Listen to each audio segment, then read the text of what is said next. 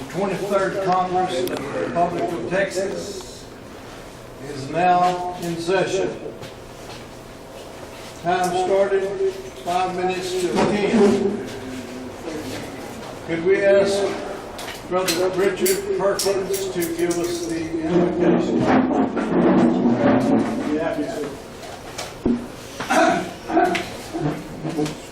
Father, we thank you so much for this day. We thank you for all the gifts you've given us in terms of the human gifts and also the spiritual. Father, many times take things for granted that you've given us: life, health, a reason for living, people to have friends with, personal sense of destiny. We thank you for Jesus Christ, your Son, who gave us opportunity for eternal life, and we desire that, and the life after that, and abundant life, and we choose to have that. Father, we thank you so much for these people that have come today that really have an interest in the important things in life, such as freedom, freedom, God. We know we don't earn or deserve anything, Father, and we're thankful for the things that you give us. We pray today that you might guide and direct our thoughts, our speech, and our actions, that those might be those that line up with yours. Pray that all these things in the name of King of Kings and Lord of Lords, Jesus Christ our Savior. Amen. Amen.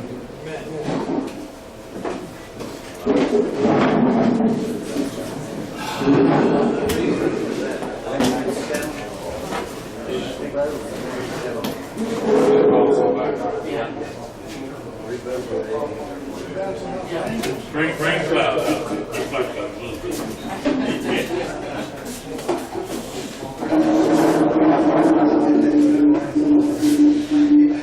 Okay, we're happy here is those speakers are going to be lined up in front of us, not behind us. You've been here, nobody knew that? Don, you're gonna love this.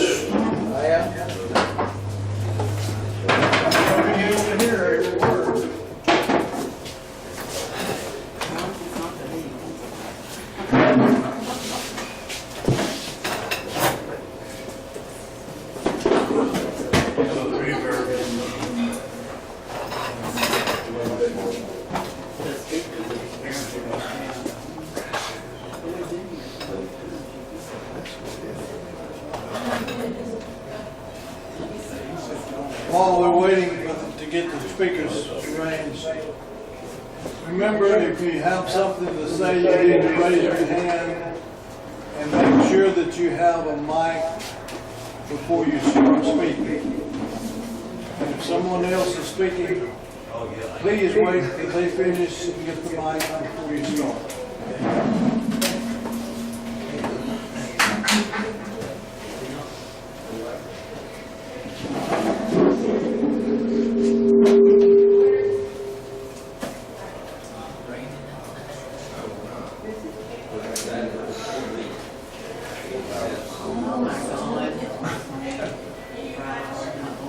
Okay, the chairman for today's congressional session is Vice President and President of the Senate, Troy Burns. You need to do something about those speakers. It's mumbling your voice coming out. Your voice sitting right there is mumbling. What? Your voice where you are. So why, there's gotta be a solution. Pull the plug. International chamber. All right, the speaker, the Sergeant of Arms for today is Dane Campbell. And Dane made sure that the people that speak have a mic before they speak, okay? Yes, sir.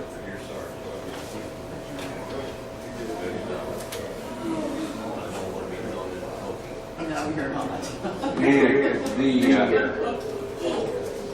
scribe or minutes taker for today's meeting or session is Representative Barry Rogers from Nacogdoches County. It's still echoing.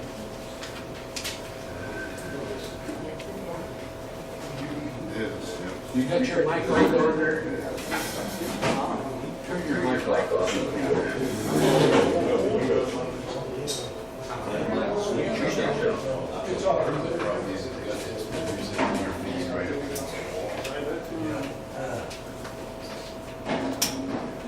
cell phone here.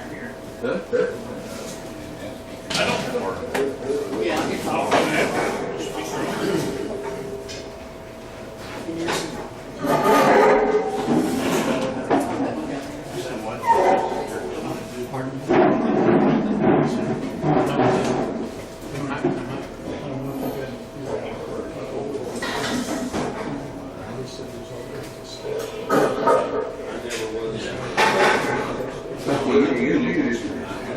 I'm not good at meetings. Okay. You still getting an echo? Your microphone's not working, it sound like. My microphone's not, well, I turned it down a little bit. I turned my microphone off, which shuts yours off. Huh? When I turn my Well, when I microphone, talk in here, it still should come out of those speakers. you're coming through me. Huh? Well, I'd like to edit. Try the other mic.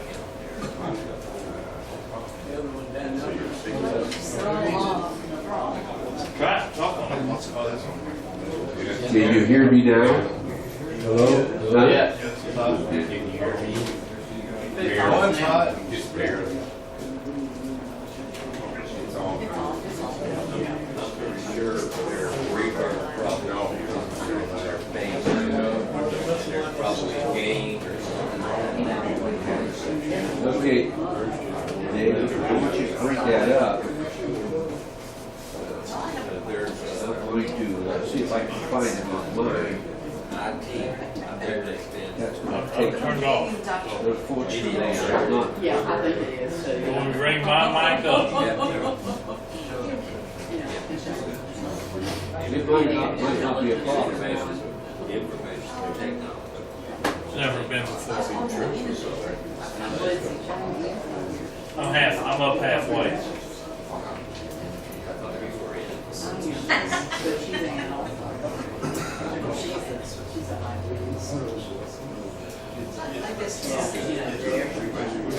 We're gonna skip that. I was going to go over the guidelines for conducting a good meeting. I think we all know how to do it, so I'm not going to take the time to do that again. Let's just be courteous, respectful before, and ask before you want to speak. Ask before if you want to speak. And remember that if you've spoken once on a subject, you don't get a second chance to speak until everybody else has had a chance to speak. Okay?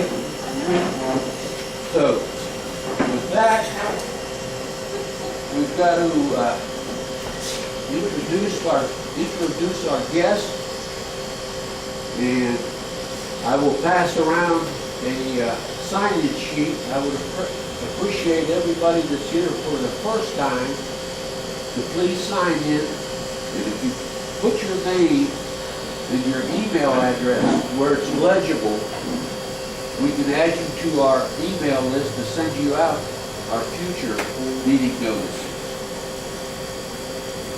So, any guest, would you please stand or whoever invited you, introduce him or her.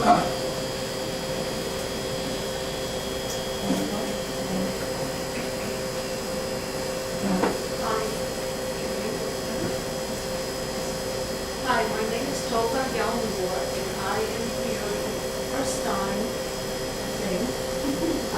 And I'm here in order to find solutions and answers to some of the questions that are running here.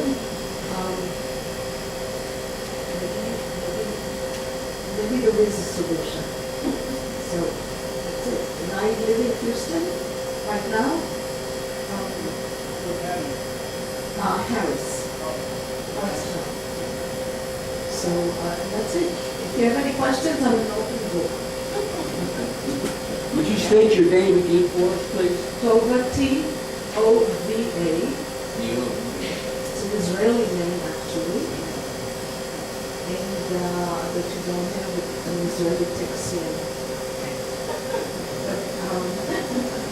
My parents immigrated here to the United States in 1963. My parents came from Czechoslovakia. They ended up in Israel just before World War II. And then they came here because they just, my parents wanted the American dream, the freedom, which I'm pretty sure he is rolling over in his grave right now. So that's it. So that's a starter if you want to ask any more. Yes.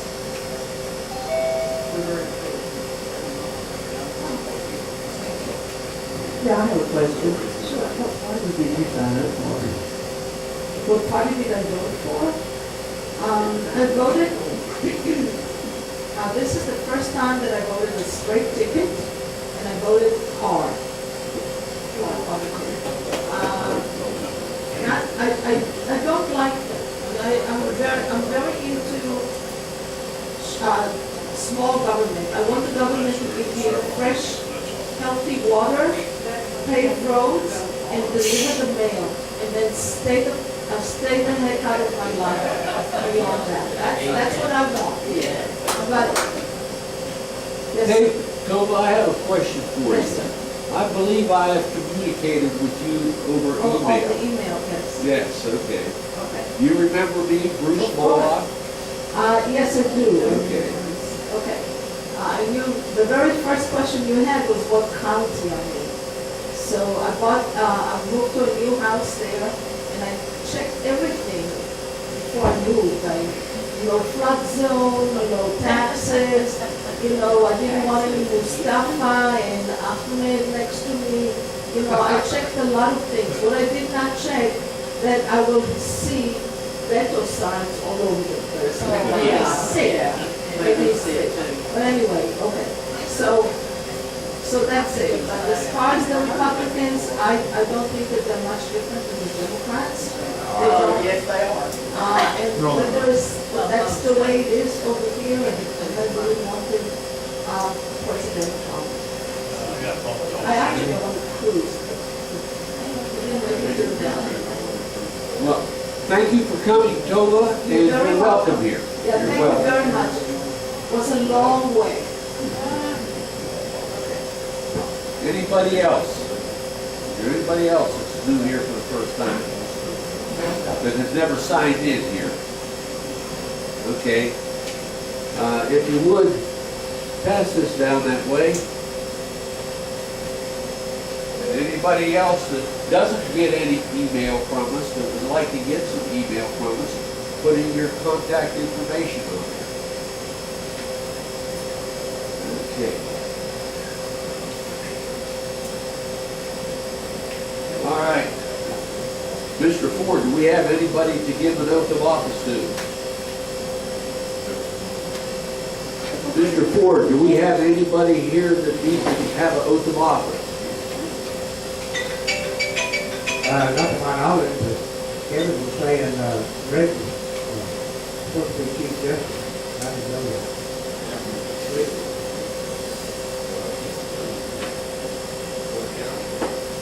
It would be for Fulton County.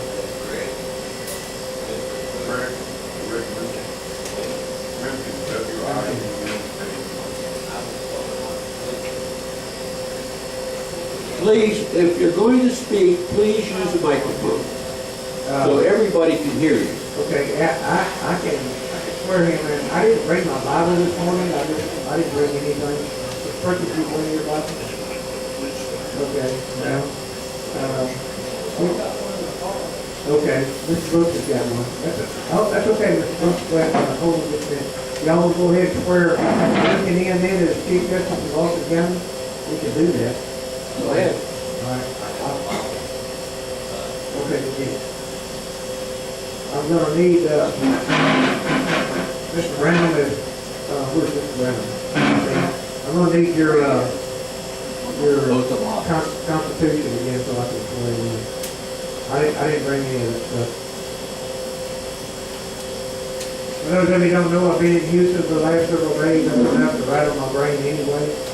I'll be there for the next at least 2 weeks, maybe 3. So I'm not gonna be available for anything. And I'll be totaled out after that. Mr. Brown's gonna get me a constitution here and all that.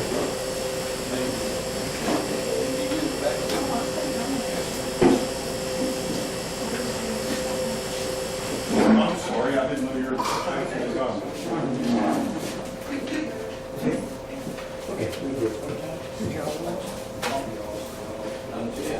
Okay, we found it.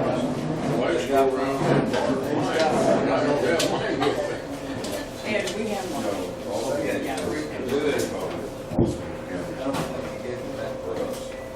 The state will be one.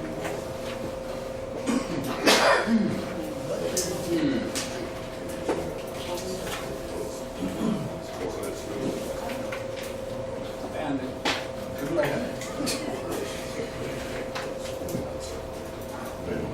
I'll see you.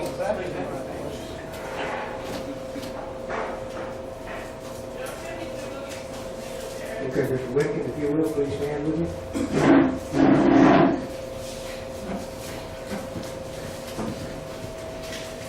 Raise your right hand, put your left hand on the Bible, and repeat after me.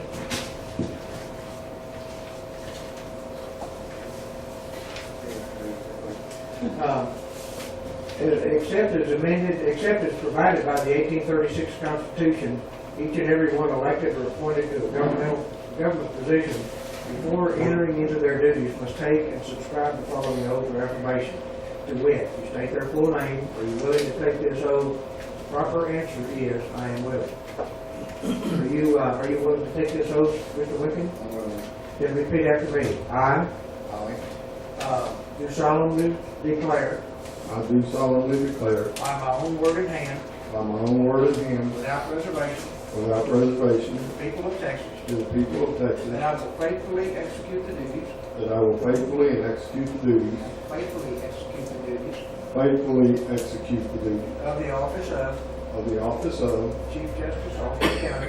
Chief Justice, Austin County, And to the best of my abilities. and to the best of my abilities, Preserve. preserve, Protect. protect, Defend. defend, And obey. and obey The laws. The Constitution. the Constitution And the laws. and the laws Of the Republic of Texas. of the Republic of Texas, So help me Almighty God. so help me Almighty God. Congratulations.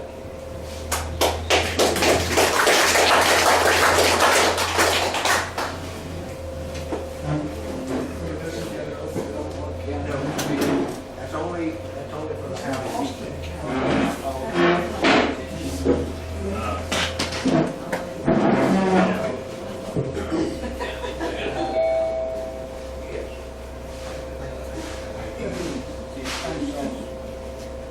Thank you, Secretary Ford.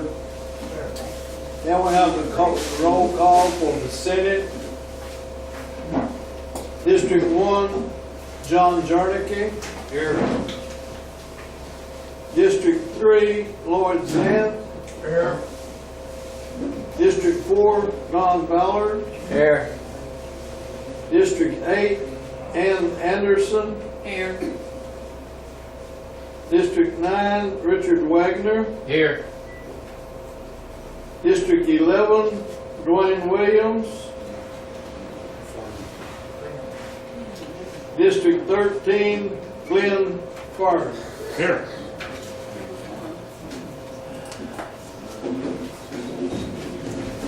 We have 6 present, 1 absent. We do have a quorum. Okay, from the House of Representatives, Brazoria County, Tom Bailey. Not present currently. I talked to him last night, he said he was going to be here, so he'll probably show up late. Harris County, John Bernard. Present. Present.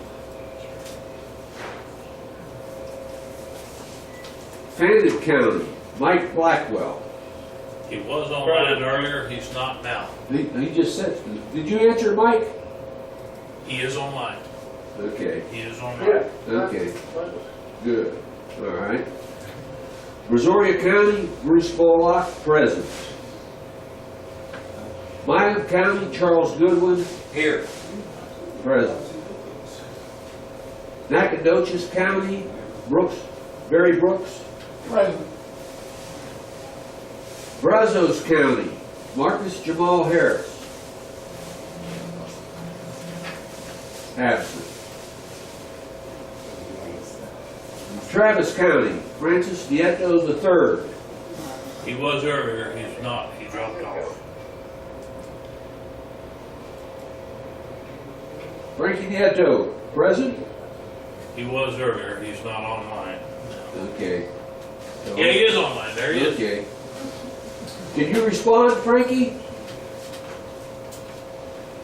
Can you hear me? Yeah. Barely, yeah, but we heard you. Okay, thank you. Fayette County, David Sparks, Present. present.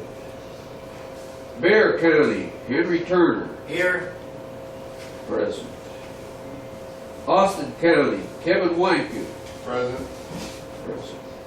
We've got 1, 2, 3, 4, 5, 6, 7, 8, 9 out of 11. So we have a quorum.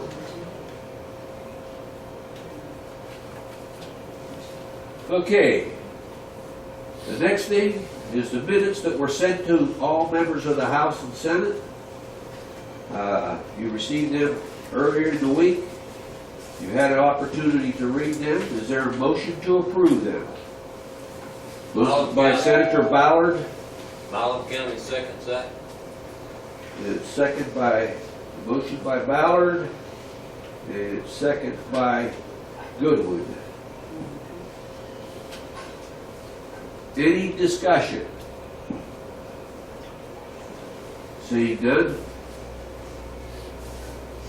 All those in favor, signify by saying aye. Aye.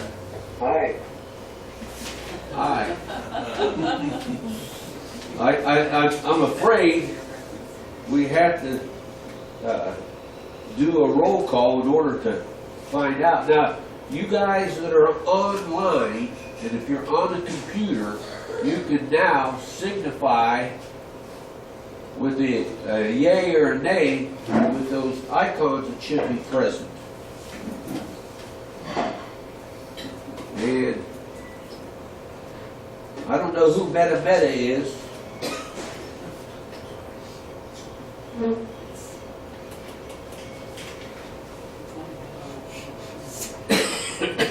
Frankie, do you want to vote on those minutes? You're muted, Frankie, so I don't know. I'm going to pass you up. You get when you get ready. Come on here. Yay. Yeah. Yay. Okay, we got a yay from Frankie. How did I get a yay from him when his microphone still showed that it was muted? I'm seeing it as unmuted, Well, when I heard the yay, it was muted. and he also gives us a check mark. And I just lost Zoom. Coming back. Okay, let me see a showing of hands of all those in the Senate and the House that are voting. 1, 2, 3, 4, 5, 6, 7, 8, 9, 10, 11. Okay, I counted 11 plus 1 on, or 2 online. In any case, it's passed, okay? Michael's not online again. So, I'm going to say 11. Was there any nays? Was there any abstentions? 1 abstention, okay. Well, we have 9 and 7, or 9 and 6, that's 15. And I counted 12 votes total. We either had 3. Michael dropped offline. You dropped offline? Well, I think we're good. I'm not gonna worry about the nays. We got the adequate vote for it. Okay. Mr. Speaker, I have a question on the attendance. I apologize for not getting it in order before you got to the next subject, but anyway, the question I have is all present and/or accounted for. What about Dwayne Williams? Do we know, is he accounted for? No, we didn't say all present and accounted for. Is he accounted for? Is he accounted for? He's not here. Well, I understand, but does anybody know where his whereabouts is or why he's not here today? I do. Okay. He texted me. He texted me just before a while ago before the meeting. He's all hung up in construction in Houston, he said. And his GPS is giving him different routes to take. So I wrote back and said, I don't use GPS. Thank you, Mr. Speaker. I just, in the interest when somebody's not here, I want to make sure they're not in a ditch or in the hospital. You know, this has happened in the past, and I think it's important for us to, when somebody's not here, to try to find out why, don't you think? You're correct as far as Dwayne Williams is concerned. He first didn't have the finances, now that he does. I've talked to him a couple, 3 times. He's promised that he would be at the meetings, but he has not showed up again. I think maybe we need to do something about that in the Senate. In prior times, we have vacated that position because of lack of attendance. So we need to consider that. Does anyone have any suggestion on that? Milam County, I was just gonna speak louder. No, you can speak to the mic. Milam County speaks on the issue of absenteeism, and I have read in the laws of certain rules that the Senate and the House of Representatives have dealing with absences, and for the most part, if quorums are not met due to absence, the Sergeant of Arms is instructed to go find them. Thank you very much. So, on the topic of our meeting today, and for expediency of our business at hand, by my count, we have the 15 senators and representatives present who just voted, and your count for the ayes on that vote is proper, and everybody is accounted for, including Mr. Nieto on Zoom. There's a Williams missing in action, and there's a Blackwell missing in action from the Senate, one from the Senate and one from the House of Representatives. The other absentee person is Jamal Harris, who has missed so many meetings, and it comes down to what you just said, that we should come up with some sort of idea of what we're going to do. Now, as I understand, by the laws that I've read from the first Congress through the 9th Congress, and any other time that I mentioned the laws of the Republic of Texas, includes the first Congress through the 9th Congress, all the way up to the alleged annexation of Texas in 1846, 1845, 1846, and the missing 10th Congress. So if I say the laws of Texas, Republic of Texas, I'm referring to those first 9 years of the Congresses. And in those laws, there are remedies, and it's titled under impeachment. And the Senate has the right to impeach their House, and the House of Representatives has the right to impeach their House. So if we have Mr. Harris, who has continually failed to show since I've been in office from the 8th of December, then the House is the House is proper to take measures to have him impeached from his seat for failure to show. I'm sure the Senate also has the same thing, and that's what I have to say, and I'll yield the floor. Concerning Mr. Harris, I have tried innumerable times to communicate with him. One phone is a constant, not taking any messages at this time, or not receiving any calls at this time. The other phone, I don't get an answer. If I do leave a message on it, I don't get a call back, okay? I don't know whether he's receiving communications. I don't know whether he's receiving emails. I think I have 2 email addresses for him. I've only used one of them, all right? I've selected a few people that live in this. This is his hometown right here that we're in, okay? This is his hometown. I've asked a few folks that live in this area to try to get in contact with him to find out what the situation is. Now, he's a young man, and I'm sure he's relatively inexperienced, and maybe doesn't know about responsibility. I don't know. But we've got to teach him some responsibility one way or the other here, and I'm opposed right now of impeaching him because we haven't had a chance to talk to him. Mr. Jarnicki.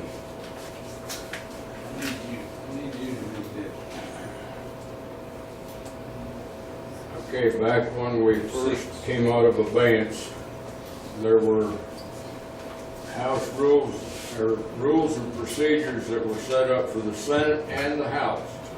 And they have been used, one senator. The Senate Rules of Discipline, be it resolved that to fulfill Article Section 1314, the Senate passed on the 8th day of the month of August in the year of our Lord 2009, a new rule that amends the following rule. Any senator missing 3 consecutive calls to order will be summoned to show cause why he or she should not be impeached for breach of fiduciary responsibility. I'm sure that the House has pretty much an identical set of rules. We have followed ours in the Senate. A senator by the name of Jerry Shore, he's a good man, but he's a pilot. And he was gone so much of the time that we sent a notice and told him he was no longer a senator. The House has the same way of operating and can do that. It's not necessarily an impeachment process. It can be if it needs to be, but after missing 3 consecutive calls to order, they can be eliminated. Go ahead. Mr. Ballard. Senator.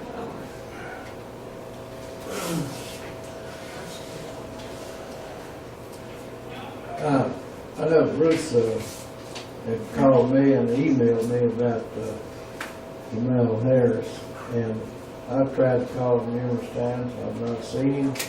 I've not ever got him to answer the phone, and so I'm sorry, but I did all I could. I left your telephone number, your name on the answering machine, and asked him to call you and respond to you. So he hadn't responded. You know, I did all I could do.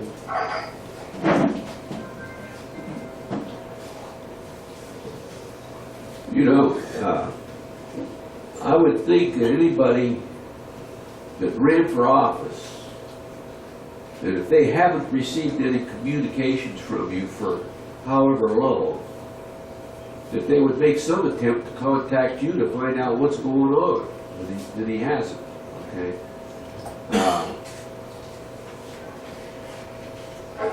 I don't have his home address, or I'd stop there on my way home from here to do it. Mr. Branch. On the case with the senator was moved, we contacted that senator 2 or 3 times prior to doing that, you know, just to ask him his opinion of why he can't make meetings or anything. And his last remark, after he made his last remark, which was, I don't have to make meetings. Well, you learned right real quick. That's all we needed. You took appropriate action. Mr. Ballard. Yeah, I have not seen or heard anything out of Mr. Harris since the day he was sworn in. Mr. Goodwin. I wouldn't want to speak twice without everybody else having their turn, so I ask permission to speak for the second time. Go ahead. Thank you very much. Alamo County speaks again on the issue of Mr. Harris. And if I'm not mistaken, on our Zoom meetings and various other meetings that we have on conference calls and all, could somebody help me remember Mr. Harris's county that he represents? Brazos. Okay. Now, if I'm not mistaken, there is a person that's in Brazos County that might be there to fill that position, who is a guest online. I could be confused with another fellow that might be from Harris County. I have a lot of documents in front of me that I look at, and sometimes I haven't got everything in proper perspective as far as that goes right now. But if in fact I'm correct, and there is a fellow that would take a position that is not being properly handled by Mr. Harris in his position now, then I think we should move and go forward and get our people that are willing to perform their duties of office, that are there, that can perform them. So if further research confirms that I'm correct in what I'm saying, then we'll make proper motions at that time. Malum yields the floor. President Redden. You can make a recommendation like that, but only for the House, you're a representative. The senator has to make the representative in the Senate. Is Harris? He's a representative. Yeah. Wayne Williams is the senator. Yeah, I wasn't speaking of Mr. Williams. I was speaking of Jamal Harris.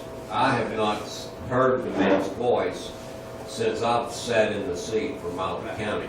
So and if we find him, I agree with Mr. Perkins earlier, his statement that perhaps we should put an all points bulletin out for Mr. Harris.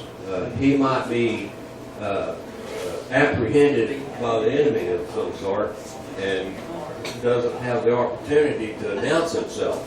So this is just me. I've made the statement that if there's someone to fill a seat with a representative that's not doing his duties, that we should follow suit with that. And with Mr. Perkins, I agree that if Mr. Harris is not being able to be in touch with because of some reason that he's not allowed to reach out for help, then we should find him. Malum yields the floor. This subject will be on the agenda for our third Wednesday of the month's Zoom house session. Okay? It will be on the agenda for the Zoom session, the third Wednesday of this month.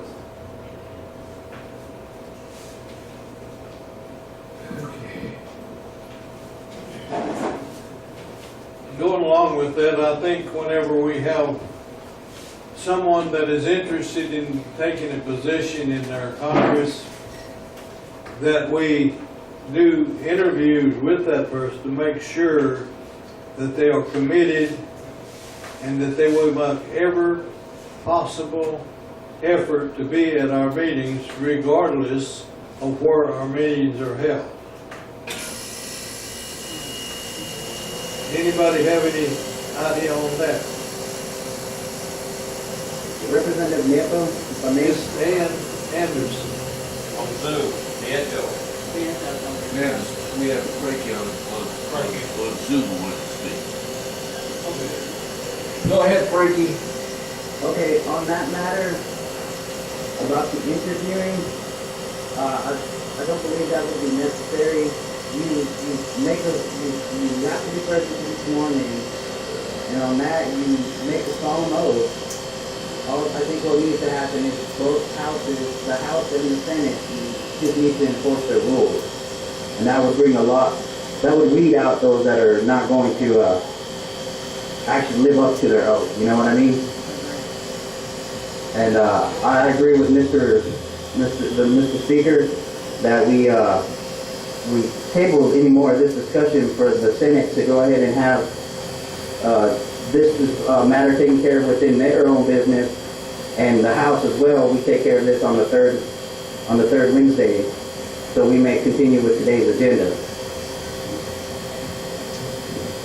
Okay, who else wanted to speak? It was over me, there? but it's okay, I agree with, Okay, If there was an official motion, Collins seconds that motion.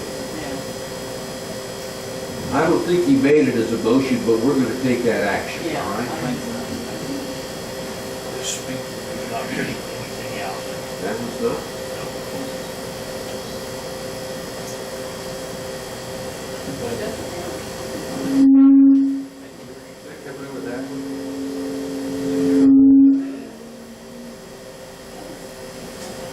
I'm here.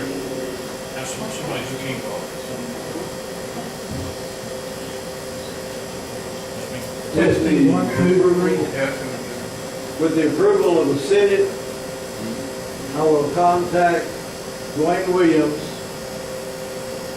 and explain to him that unless he makes the next meeting, unless he has some really good excuse, that we will declare that position open and be eligible for another senator to take that position. Can I get an approval from the Senate? Yes. All in favor?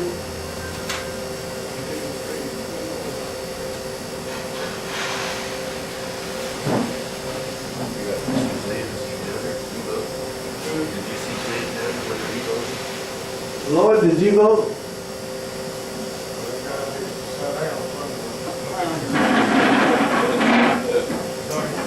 Okay, let's try it this way. All in favor say aye. Aye. All opposed, same sign. All right, the motion does carry. I will get a hold of Dwayne and explain to him that no more. We have to have him present. Yes, sir. That next meeting, how fast those Oh, no. I thought we might want to try it for Denver since it'll still be snow on the ground.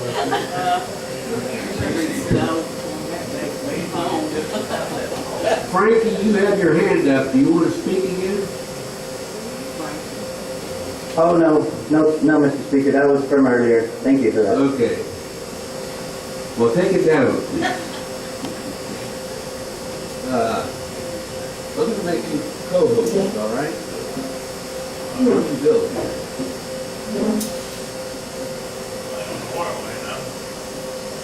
Do you think yes? All right. Okay, moving on.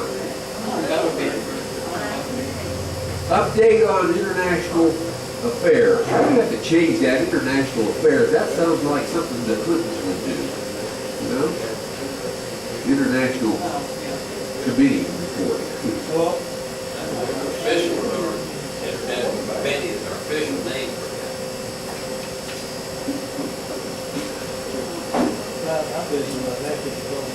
Mr. Ford, did you hear you're up on the international committee?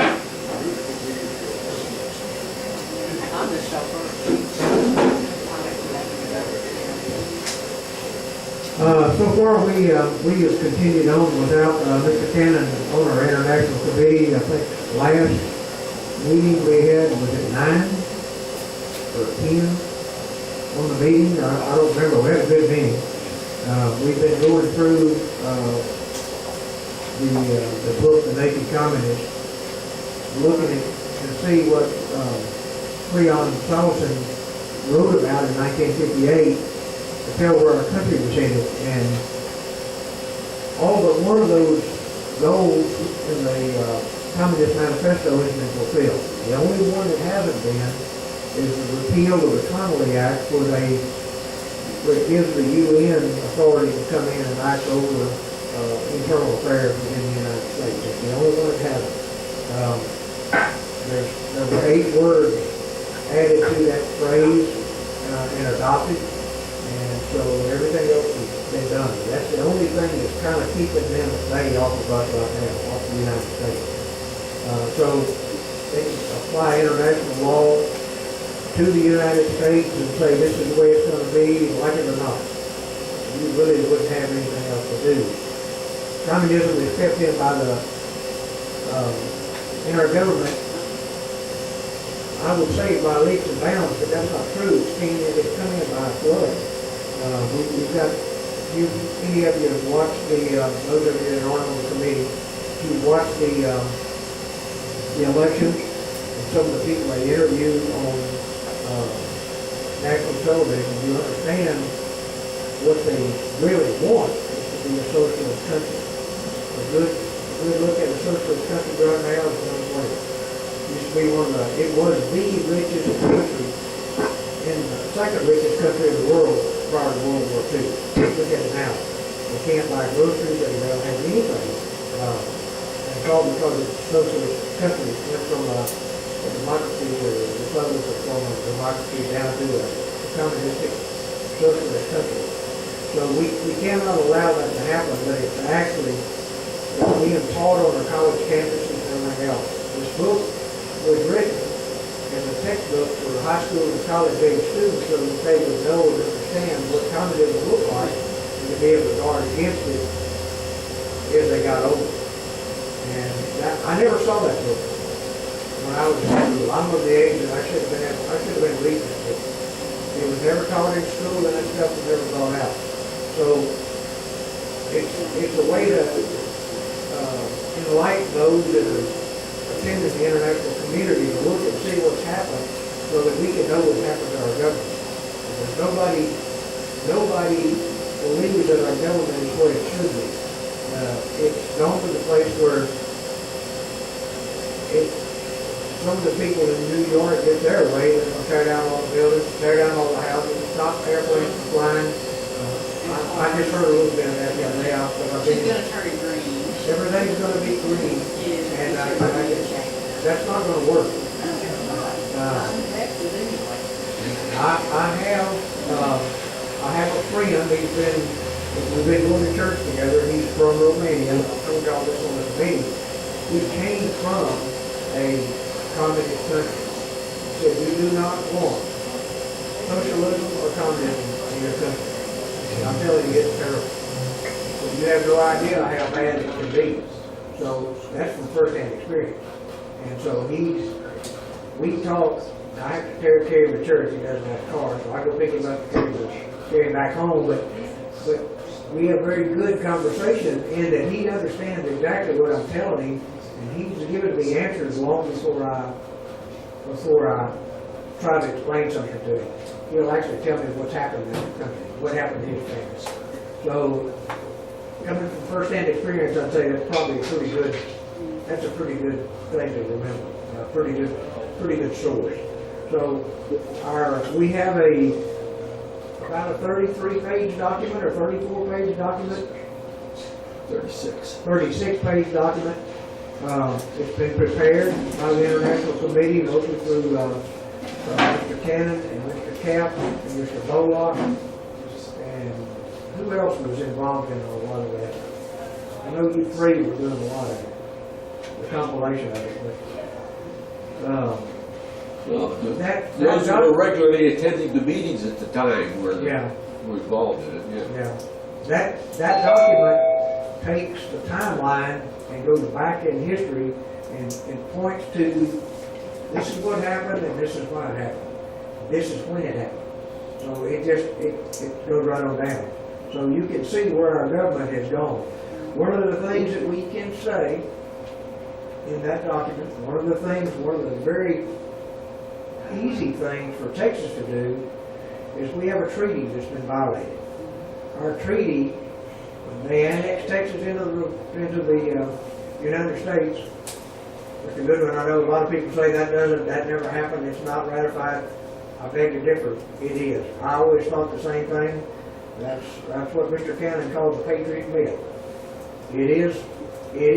We were annexed in.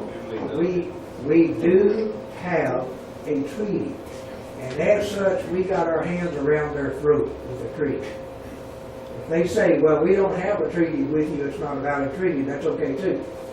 But we have our hands around their throat with the treaty because they have violated the treaty. And there's consequence to that. The obligations of those treaties remain no matter what happens. They guaranteed us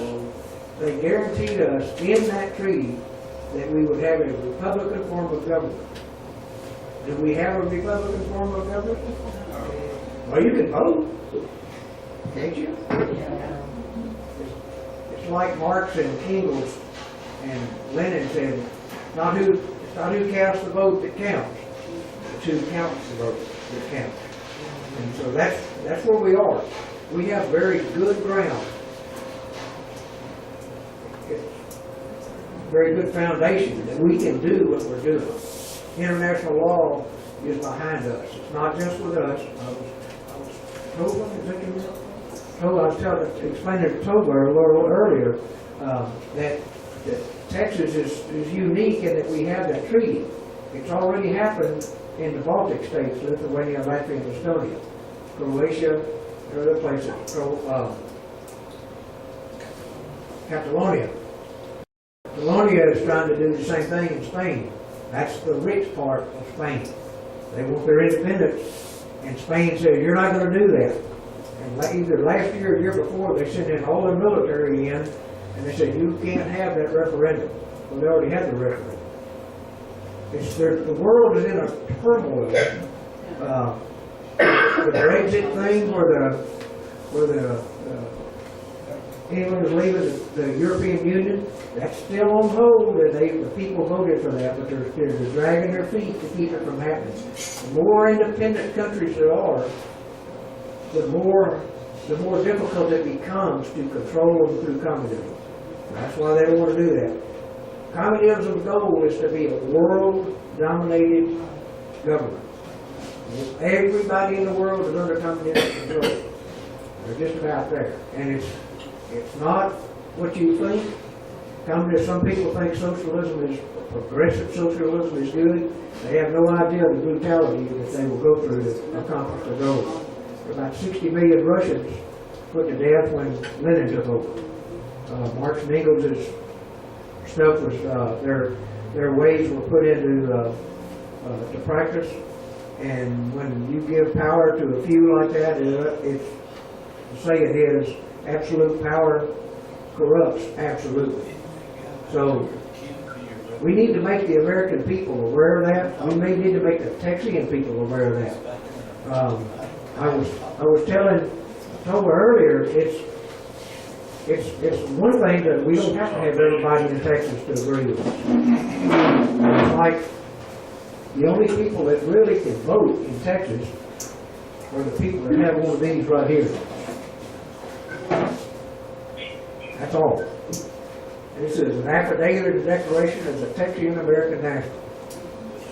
I don't care who you are living in Texas. I don't care if you were born on the land of Texas. If you don't have this, you're not a Texian. You're a U.S. citizen by the standards right now. The land of Texas in our Constitution and in our treaty will forever belong to the Texian people. We have a lot of invaders here, a lot of foreigners are here, and they're not Texians. It happened after the Civil War. They sent They sent the northern people down to take over offices in Texas and put out the people that were duly elected. They put their people in to make public government, and it's been going that way ever since. We're not a free government. Right now, our government is under military occupation. We have a war on terror, a war on drugs, a war on poverty, a war on women, a war on this, a war on that. That's all by Emergency War Powers Act. Until we get that taken off of us and get a peace treaty signed somewhere, or if that ever happens, we're going to be under military occupation. Who's gonna sign the treaty? I say it again. Who will sign the treaty? Who will sign that treaty? The United States will have to sign it with the Republic of Texas. That's the only ones they can sign it. The state of Texas is an artificial corporation created under the corporate United States. Mr. Branham has told us that. Rice McLeod told us that. It happened just all down through the years. Go look up their numbers on Dun and Bradstreet. They all have corporate for profit charters. Oh, you got them? Here's the big one. Mr. Winkins has got me a piece of paper here. This is Dun and Bradstreet. If you don't believe me, you can go look it up. He's got it right here. Number for the government of the United States is DUNS 161906193. Here's one right here for the state of Texas. Their Dun and Bradstreet number is 00253 7595. Does that have a date on it? They all have a date. This one was, you can look it up. It's the date of incorporation. That information is there somewhere. Let's see if it's on the page too. It's not on here, but you can find it. The point is, there's a corporation number assigned to that. So, who set up the corporation? Lincoln. Whoever set it up, it doesn't make any difference. Are they the lawful government of Texas? They are not. Do they own and operate the land of Texas? No. They do not. See. Well, it's admiralty. Yeah. But the whole thing is, we have lived under a government that's very oppressive. It's not as oppressive as it's going to be. It hasn't been. It's going to be. Have any of y'all tried to transfer money, cash money, and put it in a bank account lately? Tried to take it out. You can take it out if it's in your No, they wouldn't account. give it to me. Okay. And it Well, was mine. Yeah, you can. You're so restricted in your financial aspect, and that's all governmental, that you can't put cash, a lot of cash, It's all about. in a bank account because they won't know where it came from. If you go to pay for some things, people won't take cash anymore. They'll say, you can't take that unless you can tell us where it came from. Well, it came from birthdays and Christmas, and I saved it. I use my state, my passport card. They don't have a problem once I show that. Yeah. Well, there are some loopholes around that, but you still have to have identification to do that. If there's a number attached to that, and the number goes to your name or your social security number or whatever else. So the international committee has been studying all these things. We found out things along the side, but it's so that we can get our country back. Do we want to be an independent nation? Yes. We all say that, and that's good. I don't know that that's the right thing to do right now, but I'm going to tell you this.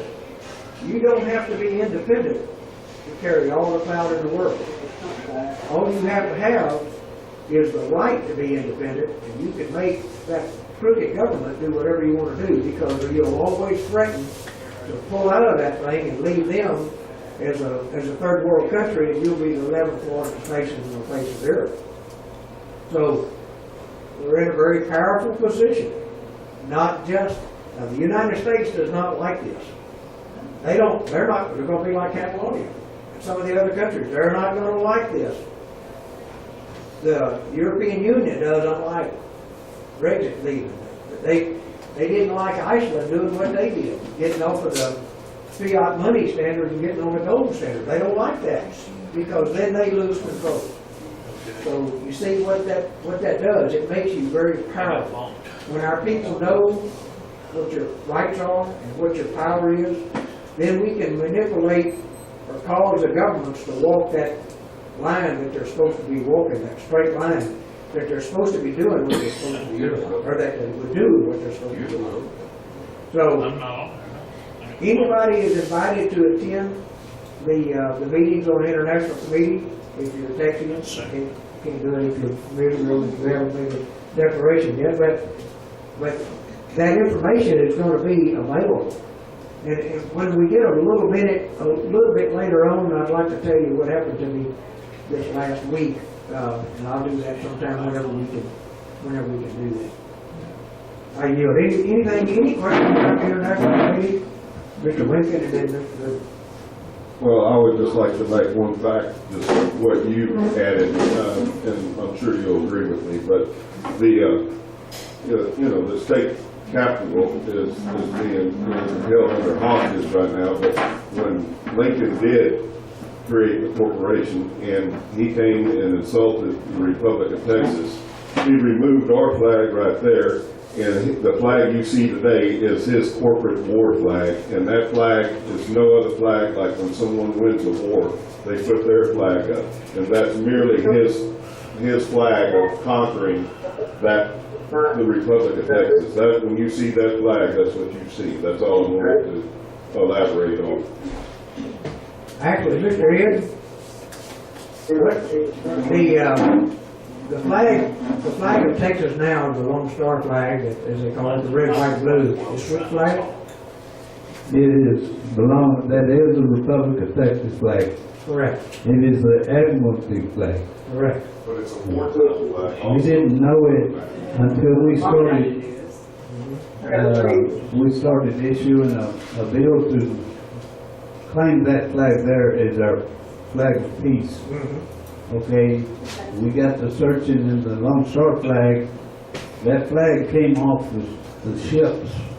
That's what the Republic of Texas was using as the flag off the ships. Right. They brought it on land in 1839. But it was a Republic of Texas flag. Even the government rules and codes in the state of Texas will tell you that is the 1839 flag of the Republic of Texas. They say it right in front. So it's all in your face. It's all in your face, and we don't know it. We're not taught those things in school because good subjects don't need to know too much. Under international law, that flag is the only flag that can fly exactly parallel with the United States flag. Correct. And the reason is why? The what? And the reason is why? International law says that any nation can fly, it has to be level even if there's two poles. That's right. So what they're telling you by flying the flag is the Republic of Texas is a nation. It's not a state. It never has been a state. We're held in captivity by the United States. So, Mr. Goodwin, you had a question? Wait a minute. We've had somebody online that's been wanting to speak. Mr. Blackwell, you've got the floor.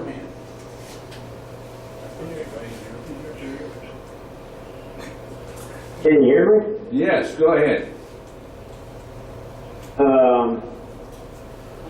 I didn't want to speak. I'm not sure what happened.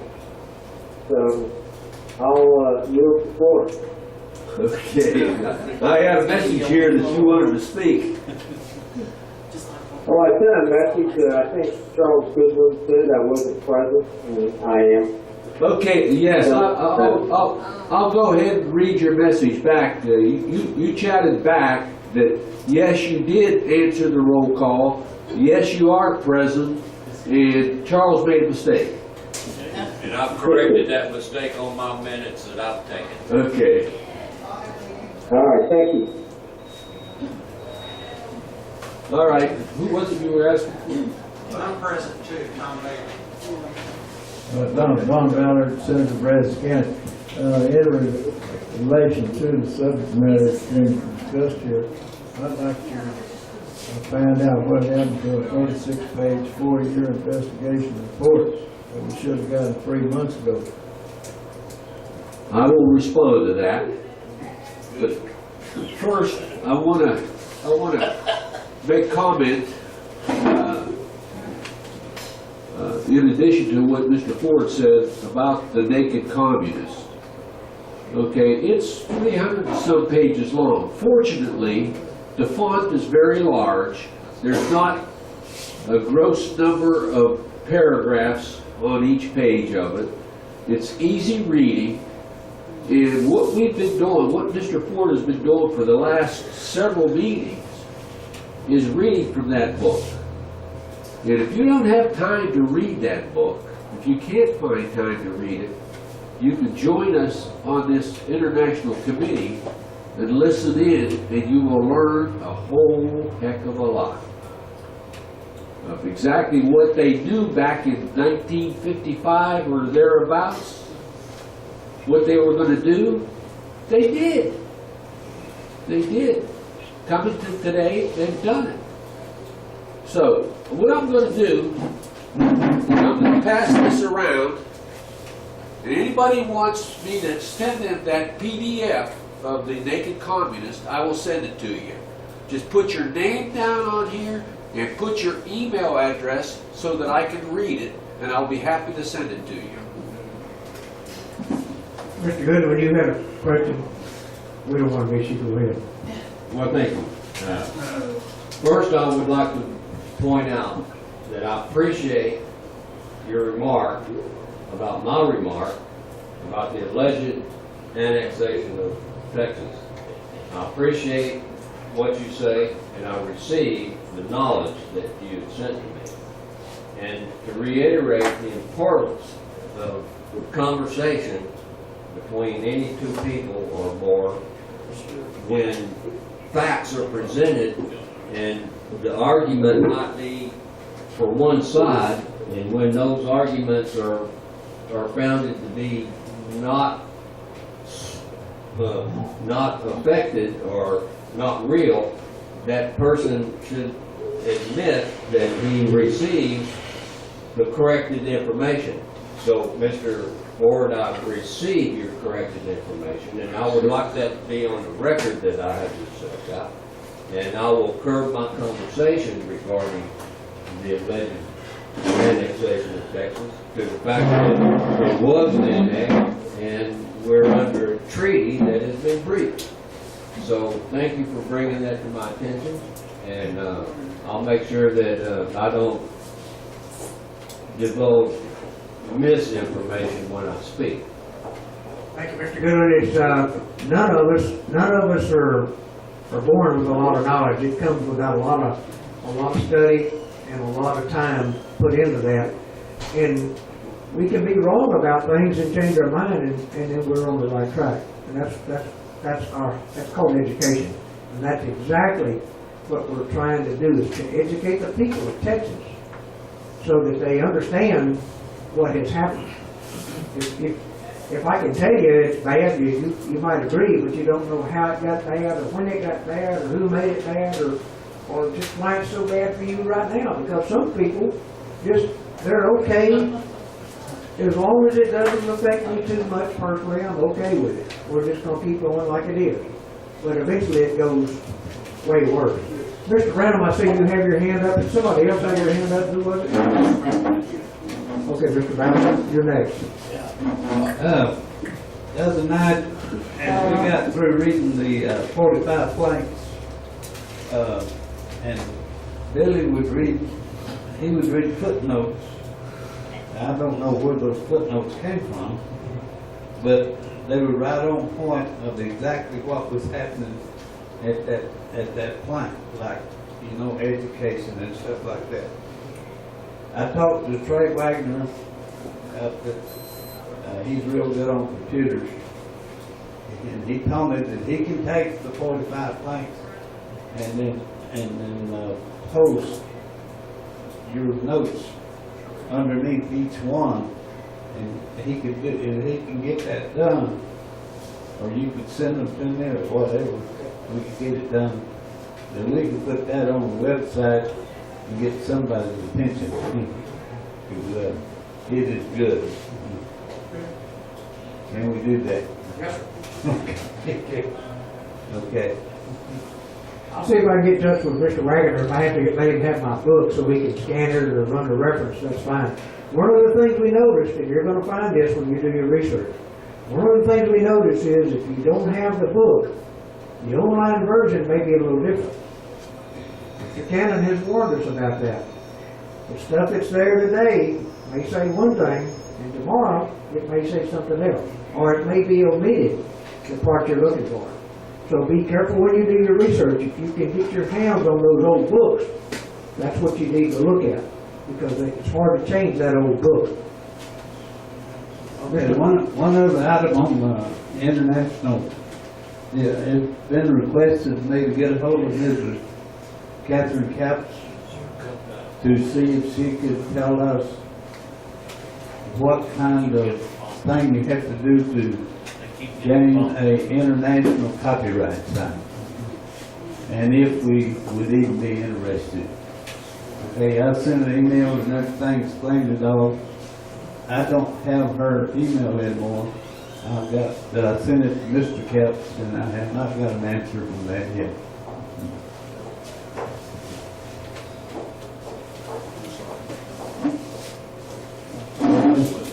I may not have heard what Mr. Roloff said about the 36-page report. And he got off talking about what they were doing now. We're gonna get that report on this day, or where we're at. Yes, Mr. Branham hinted at one of the problems. At our last meeting, it was suggested that we put on that international committee report the international copyright. Well, I went to look for the international copyright. I did. Huh? I went to look for the international. I didn't say you did. Somebody did. I said Mr. Brandon responded to it talking about it.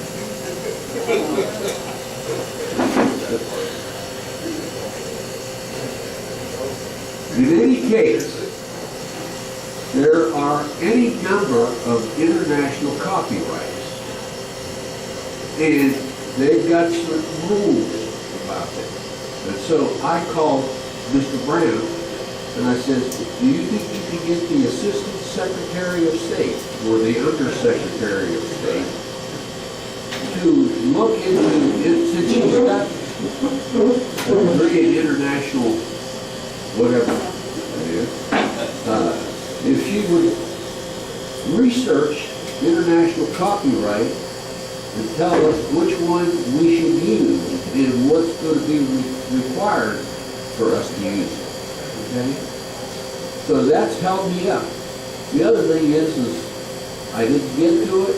I now have a good man who's volunteered to become our coordinator in the House. And he's going gangbusters, all right? He's going gangbusters. He's pulling stuff together. He's doing all kind of work. It's a pleasure to have him working with you, all right? So, as soon as I get a reply back on what to do about the international copyright, I will do it. You all did get a copy of the thing, right? You all have a copy of that report. The changes are going to be so minor in it, there's not going to be any difference. But we want to put it out officially and properly.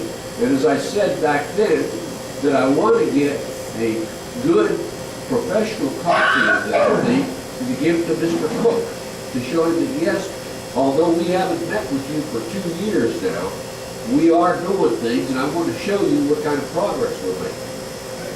All right? So, I will get it to you as soon as I can. Well, I know you will. I know you will. I wish you would hold some other people's feet to the fire. You sent it, but I never could open it. You sent it, but I never could open it. And you said you had a footnote under it when you sent it that it might be too long to open, and it obviously wasn't. No, that international committee report's not too long for Gmail. I never could open it. I'll send it to you again.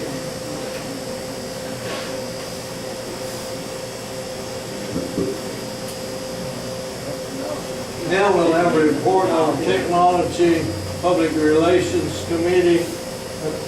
Senator Fern. Mr. Byrd? Mr. Byrd? Yeah. Mr. Goodwin had one question before we move on, if you've got time for him to ask it. All right. This was only a point of order.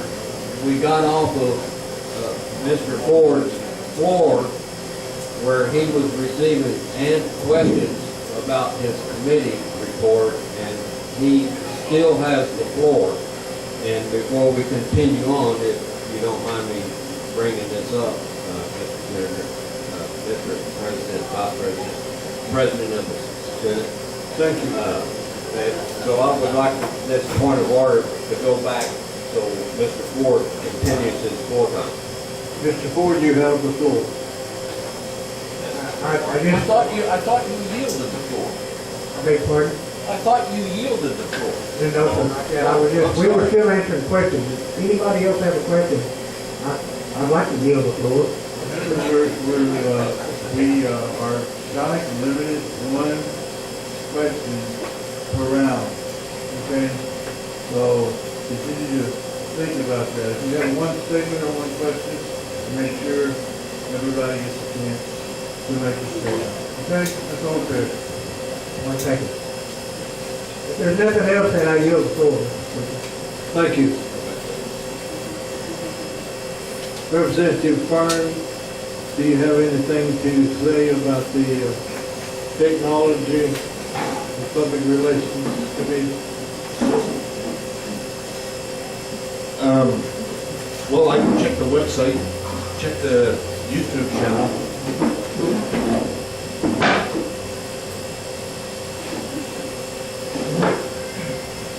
I haven't received any of the tax conference call sound files.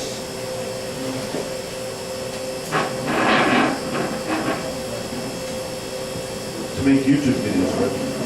There's, I think there's one or maybe two that happened. I'm behind 2 of them. Yes, I figured that. I wasn't too worried about it. I know that eventually they'd come to me. And I've got a bunch of files that, from the last Congress session, video files that I was going to go through and possibly make a video or two, but I haven't done that yet. So there are some videos, but right now, our YouTube channel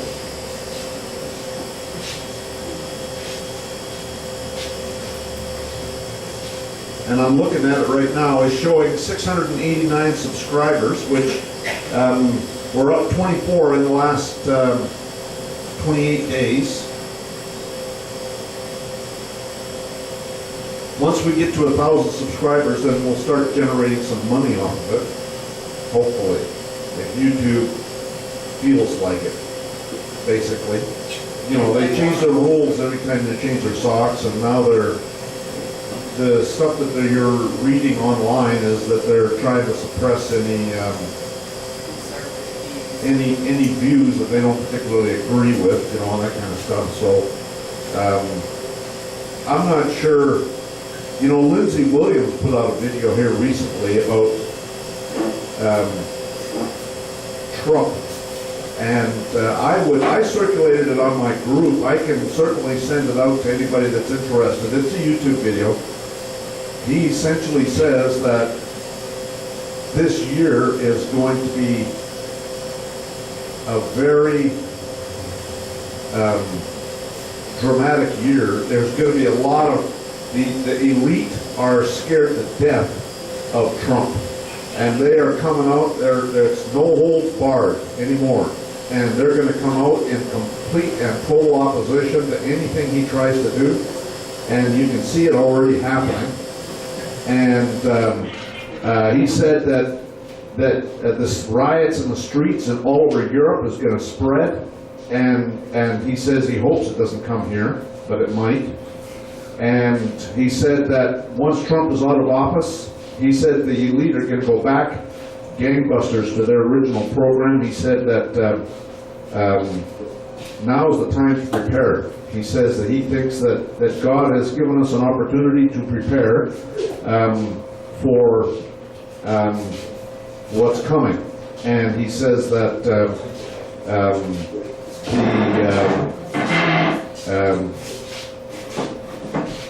that now is the time to prepare. And he says that if Trump leaves office before 8 years, he says that will be God basically telling us that our time is up. That's right. And so we got potentially about another 6 years of Trump. And you know, I love his State of the Union address that he made. And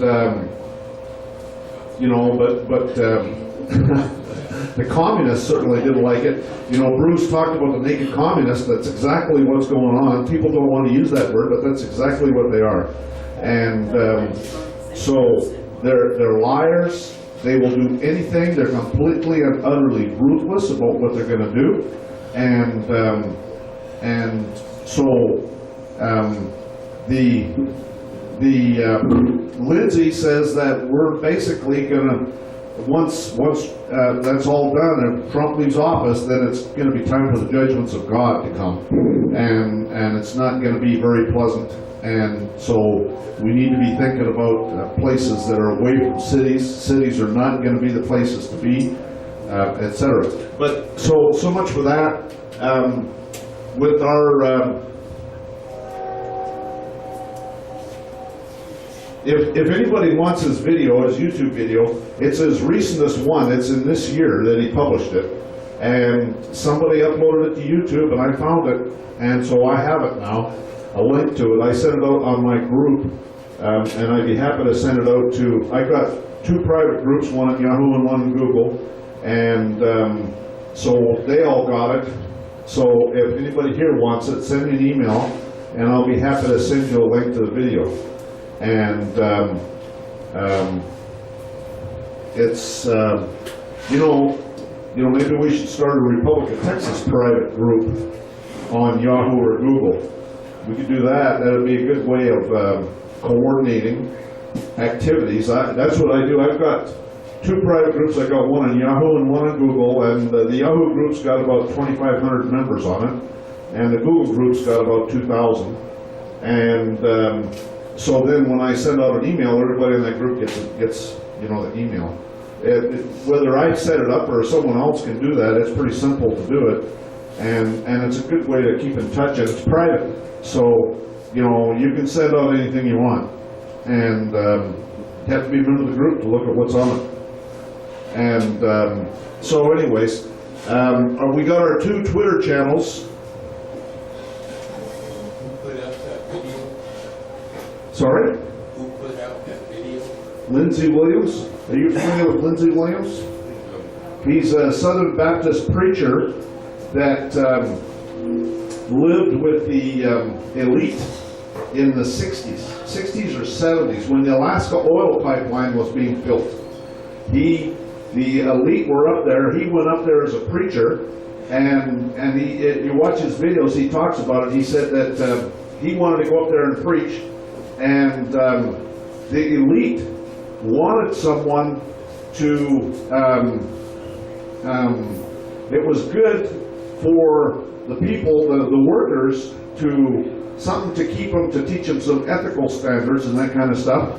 And so they actually brought him, they invited him, they put him on their board for the Alaska oil pipeline, and he was in there, he was hobnobbing with them, he was meeting and talking to them every day, and he got all the special treatments that they give to each other, and he still keeps in touch with many of them to this day. And so, he talks about, in his videos, about what they're telling him. And, you know, the stuff that they're doing is, they tell us what they're gonna do. And he says, matter of fact, he shows, in his latest video, he shows some clips from some movies that came out recently. And he says, these movies, they're telling you what they're gonna do. And in one clip of this movie, you have these investigators talking to this CEO of this big corporation. And of course, they're talking about some bank, some fictitious bank, obviously, it's a movie, okay? But they say that, you have to watch it, because the important thing that they talk about in there is that these investigators are asking this corporate owner about these arms, that this bank is financing these arms sales. And they say that, so this bank wants to be involved with the arms sales? And they said no. They said, well, they are involved with the arms sales, but what they're interested in is debt. They're not interested, it's all to do with power and control. And the debt that any war generates is what they're interested in, because it's power and control. And so anyways, you watch this thing, and he goes through and shows these clips from a couple movies. It's probably one of the better ones that I watched by Lindsey Williams. He always, at the very end, he always has a little spiel about it's time to repent, basically, to those who need to know that. And because how are you with God? You know, that kind of thing. So at the very end, he starts going into that. But before that, he goes through and talks about the elite and what they're telling. And so this year, he said, the stock market is going to go way up and way down. There's going to be huge swings. He said there's going to be a lot of turmoil this year. And he said that it's only going to get worse because they are scared to death of what Trump is doing, and they are going to fight him with everything they've got. And once he's out of there, if they can arrange for him to be out of there before his term ends, they will. And he says, and I believe he's right. Order. I'm sorry to interrupt, but what does this have to do with the Tech Committee? This is not a Trump love fest. This is the Republic of Texas meeting. Oh, it must be. Yeah, Frank, you okay? I forgot, sorry. No, well, that's okay. We can talk about this another time. Frankie's right. Sit by me at lunch. Yeah, that's fine.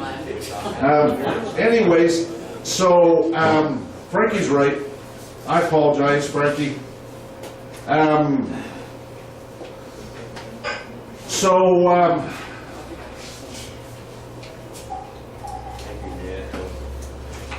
The Technology Committee has been combined with the Public Relations Committee, and we're having our, every 2 weeks we have a meeting, right, Bruce? And well, we do need more participation. I know there's some people that are on it that haven't been coming, and even myself, I miss it sometimes, but I've been trying to get on there. I guess that's about it. Is there anything else that we want to talk about? Yeah, did you have something to say there?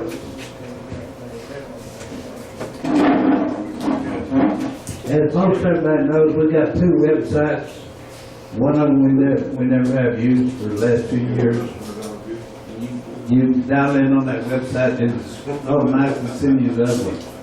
Well, we discussed the other night, Trey Wagner wants to use that website, or is requesting to make it an educational website, common law, and whatever we want people to see as far as the education part.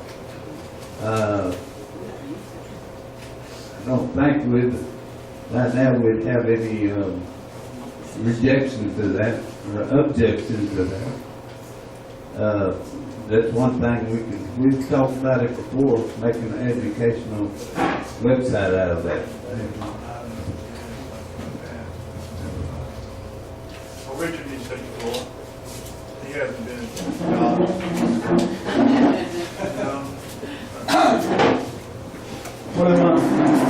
I'll say one thing quick, related to what Glenn was talking about. You want to get the up-to-date information, go to X22 report. Every day gives you up-to-date on what's going on all over the world. But beyond that, I wanted to ask on, as far as a couple of my friends have listened to the report from the courts, things that they've been having, and they said it's very hard to hear with all the static that's going on. They were not able to get into the live picture, they just listened on the phone, but there was so much static, it was hard to hear what was going on at the, I just giving you some feedback, I'm not being negative. I think it's great to get that information out to the people, you know, but to get more people on there, we could make it clearer somehow. I appreciate that. What he's got, it's a pretty rinky-dink little setup, quite frankly. And he basically puts his laptop on a chair. He puts his laptop on a chair, and the speaker and the microphone on the laptop are what's picking everything up. So, you know, that's all he's got right now. But I agree. You know, there's not much you can do about it right now until.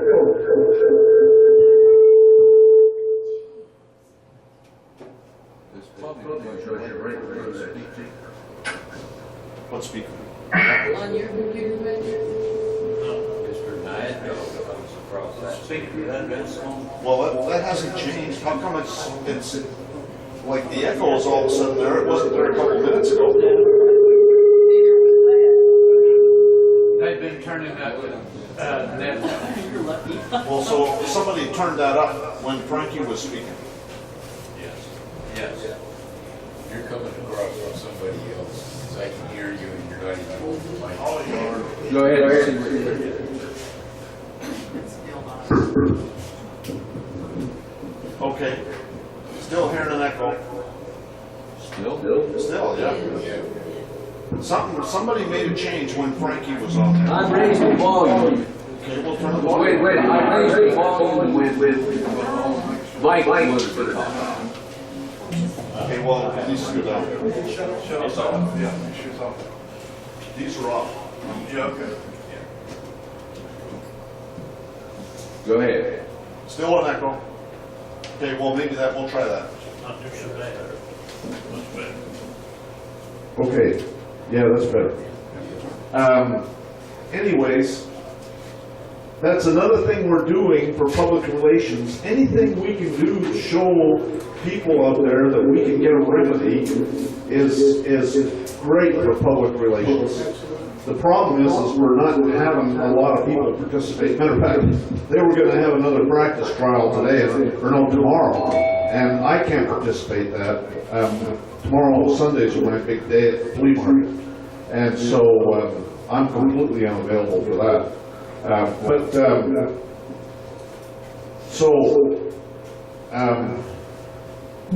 Anything we can do in that respect is a gold mine as far as helping people and showing people that we're for real. You know, I sent out recently a notice of demand to the like 4, 5, 6, I think, county sheriffs. I'm back to sending out my registered letters again, and it's about 21 pages. But it goes through about how there's martial law, and there's actually it's a Court of Appeals case, a U.S. Court of Appeals case, that says that you're entitled to a jury. No, it says no government employee is capable of being on a grand jury. That's essentially what it says. But if you think about that, under Title V, United States Code, Section 552 AA 13, it essentially says anybody with a social security number is federal personnel, and so that's what I put in my letter. is that if push comes to shove, then I'm entitled to a jury of people that don't have social security numbers. Which, are there any?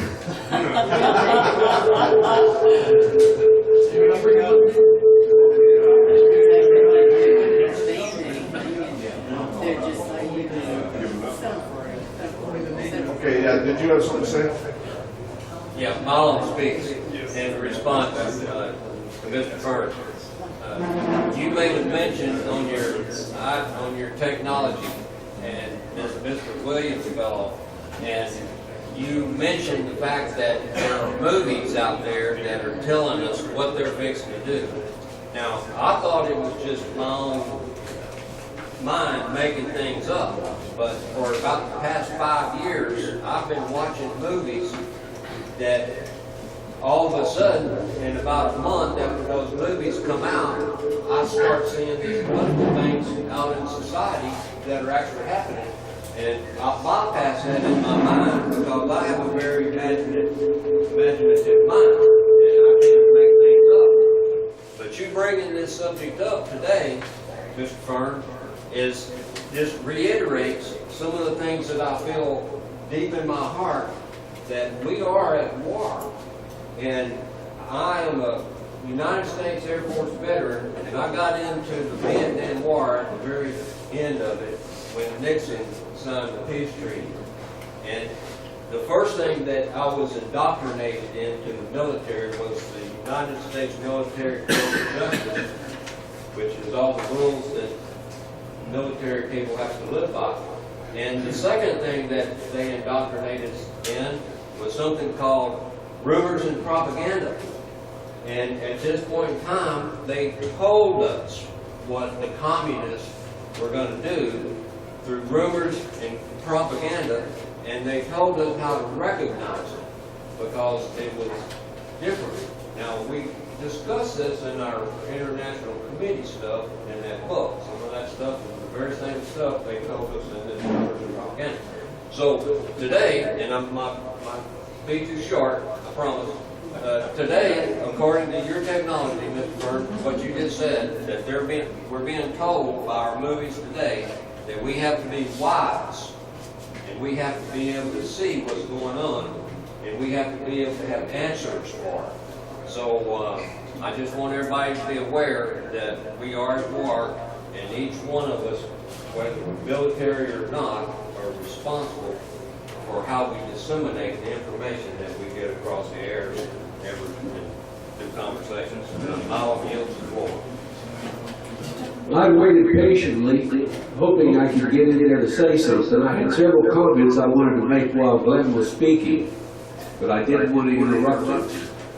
And unfortunately, my memory is short, so I can't remember all those points that I wanted to talk about. But one was, we've added Troy to our tech committee, which is a big advance for us because he is technically competent, in particular with the internet and computers. So he's joined us. At the same time, as Ed mentioned, that we're giving the General Assembly right to take our TexasRepublic.info website and convert that into a learning and teaching center and information to be out to the public. And it'll be linked to our .com website also. So we've done those two things.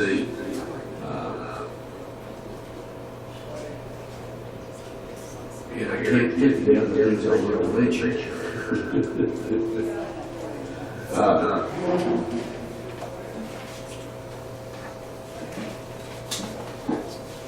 We'll address it when we come to the schedule for our joint sessions. I'll come to it. They don't have enough talking. Still there, not echo,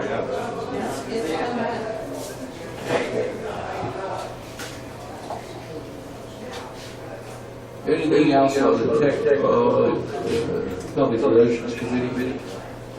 We've got a few new members join us on both of them. I think Charles has come on, and Ken has also.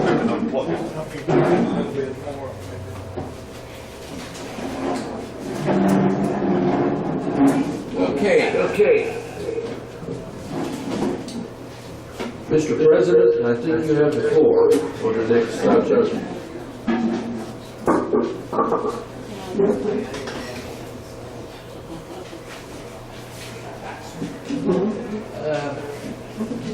On jurisdiction, our next call is going to be Tuesday evening. If anybody does get my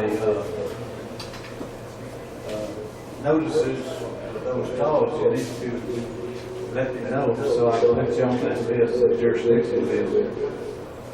Why am I? Because they don't like you. Anyway,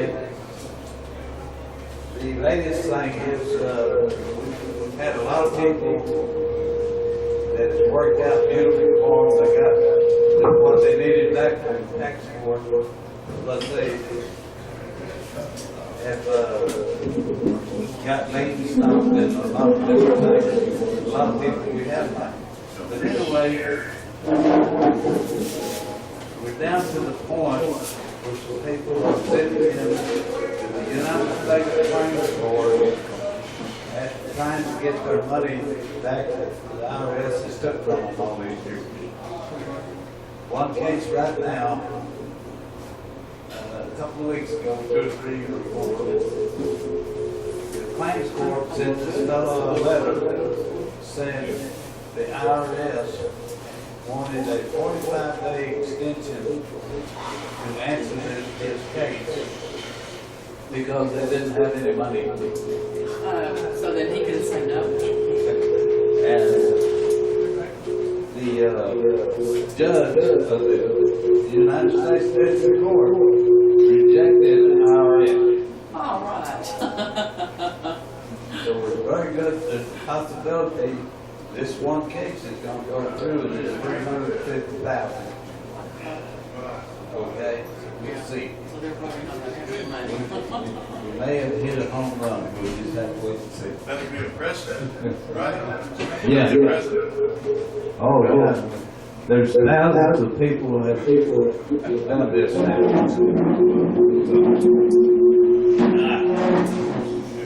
me have that. See if it does the same thing. Hello. Can you hear me? No.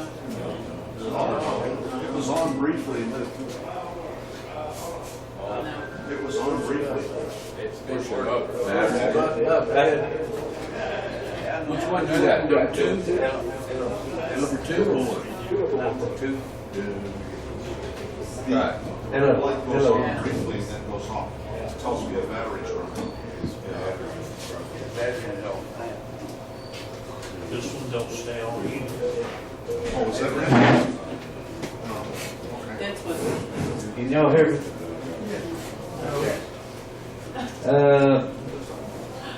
Anyway, that's where we are right now on the jurisdiction. It's not working. It's working. I hear myself talk. I can hear you. I'm wearing hearing aids and I can't hear you. There you go. I'm gonna go ahead and say a couple of things about your assembly, since we've got this started. Sunday, Harris County, Harris District, we're gonna have a trial run, and they're gonna do it on Zoom, all electronic.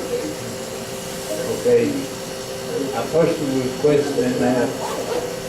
I wrote the National Assembly in Michigan to the fellow up there that we coordinate with, and asked him, if doing it electronically, where you don't have jurors sitting there facing each other, and you can't really sign off on a piece of evidence that they're reading with that, with its authority.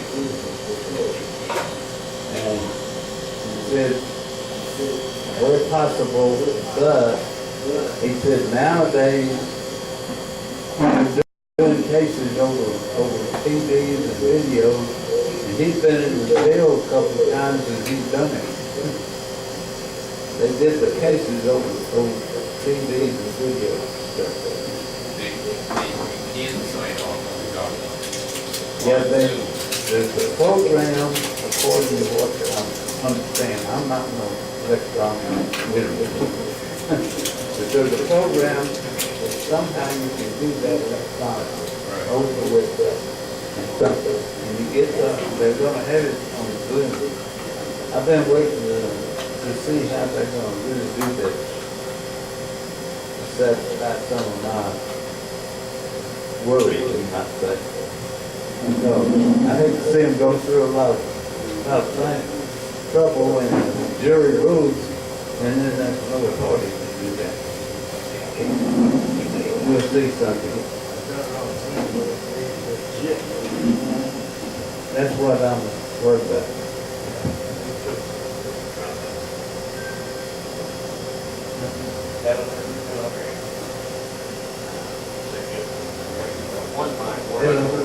Hello. Okay. Okay,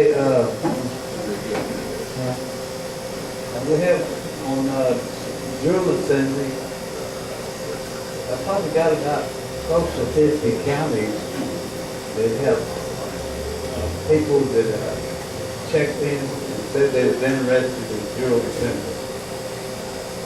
The more counties we can get up, the better off we get. The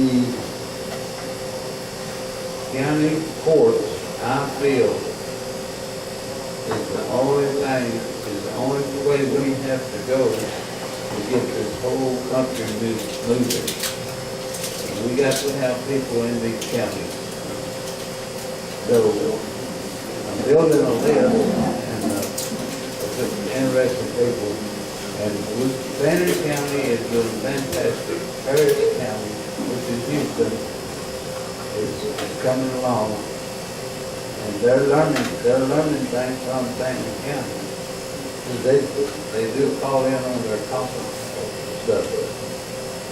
So that's only 2 districts. Now we're forming these Jewel Assembly for the common law court under the county, the Republic of Texas county. And in fact, like Stanton County has about 20 de facto counties in it. So that whole group was what I call it the Stanton district on this. And we had to have a chief justice in there. In these counties, we have to have a county clerk, and we really need a sheriff or a bailiff before we can actually set the court up. And then we start looking for people that are interested enough to be a juror. And once we get that going, once we have several of these counties up and running, then we can have a grand jury nationwide. And that's when that grand jury can take stuff to the United States and overseas, international, or whatever. Because they will be representing the whole country at that point.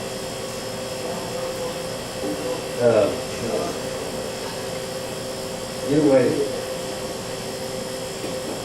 about a month ago, I guess it was a little longer, a couple of months, Jesse Andrews drew up a paper notifying 6 of the higher level state Texas positions, and she did this document, and I took it and I added 26 places on it. We have a document now with 26 signatures. That is the same as sending these people a grand jury. And what this document is telling them There's no attorney in the state of Texas licensed to do attorney work in Texas. Because there is no licensing committee, you might say. There's nobody in Texas who licensed. Now, if you want to be a cosmetologist, you can get a license for that. Or a plumber's license or something like that. But they do not have, all they do is grant the Supreme Court issues a certificate that they qualified as a bar, took in the bar test. There's no really any place for them to go get a license, you might say. So anyway, we notifying the government of that, the state of Texas, and we're notifying them in the same document that we are forming common law courts in this country. And then they can tell what we're doing here by 26 signatures on it. What I need, I got 5 people to mail these to. I need 5 volunteers to do one, at least one. Okay? Just to mail them. Yeah, just mail. All you have to do is put an address and a stamp on that.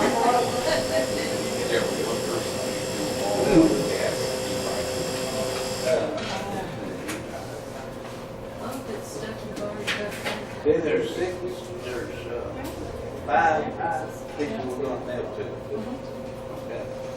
I need 5 volunteers, one to send it to the governor, one to send it to the attorney general, stuff like that. Where's the paperwork? Where's the paperwork you want to send? Right here. Where? All you have I'll to do take is one. cut those addresses off and I want to know make them who on there. you're going to do the governor. Huh? Yeah.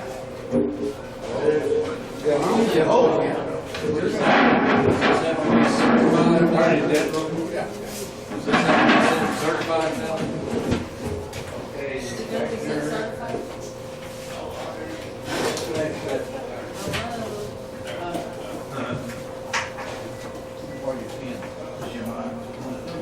House of Representatives. House of Representatives. Where the House of Representatives over here? Mr. President, question? Yeah, right there. Mr. President, Yes. Yes, sir. Is this coming from, are we going to send this address coming from the Texas Republic? No. It's coming from us. It's coming from the people. I'll take it. Okay, from the people from the Texas Republic. Yeah. Chief Justice, Supreme Court. Okay. I'm sorry. Does it need to be certified or what? Does it need to be certified? So that it has. Should certified mail? You can't tell to, that's a. Well, how are you gonna prove you've notified them if you don't get it certified? Because I want to send these, that envelope that you, the post office has, you get the tracking number and all that. Get a certificate. $7.30. That's certified mail. Well, which one did you, Well, they told us who something. did you say that I had? Chief Justice.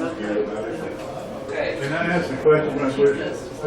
Yes, sir. Mr. President? How would we go about getting jurors to go into those common law courts? See what I'm saying? How are we going to do a jury selection for the jury to serve as a jury? I mean, just getting them there, how is that possible? And who? Well, they just had a mock trial in Fannin, Okay. and they had 13 people online, I believe, and they had about 13 presidents. Okay, but you want those members to be Republican Texas members, don't you? that are serving on the juries? The reason I started trying to organize this and get these General Assemblies going is so we can have anyone living in Texas can be on this jury. Okay. I was just wondering if it hadn't necessarily be a Republican Texas, but No. for the Right. And most everybody there is Texian, or they, a lot of them, they're not Texians when they get in, but then they start talking to people, they want to be one. I'd like to make a remark on that. Go ahead. Alamo would make a remark on the president's last statement. I talked personally in depth with Ms. Rhonda, who is a scribe of the Harris County General Assemblies. Their lawful name, official name is Texas General Assembly. .com, and Rhonda will respond to those emails sent there.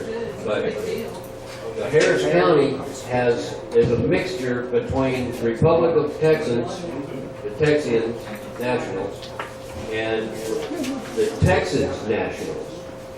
So they have people that want to accomplish the same goals, but the Texans are not willing to become Texians under the Republic of Texas because certain personal things that they might have with that. And I think we should recognize them as being their Texas sovereigns that they are. So their Harris County court, we have in Harris County, the Republic of Texas has the Chief Justice of the Harris County Court elected,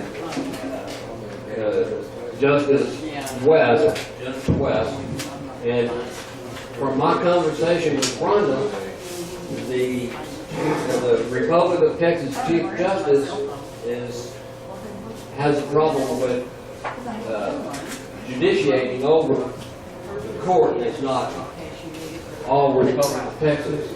And for you folks out on the web and visited today, I might be a little wrong or different about this, but by my conversation with Rhonda, who is the scribe for the Texas General Assembly, operating in Harris County, and who's fixing to have, this Wednesday, who's fixing to have a court. They have 3 cases that they're doing, and these are a mixture of Republic of Texas nationals and the state of Texas nationals who claim their sovereignty, just like we do.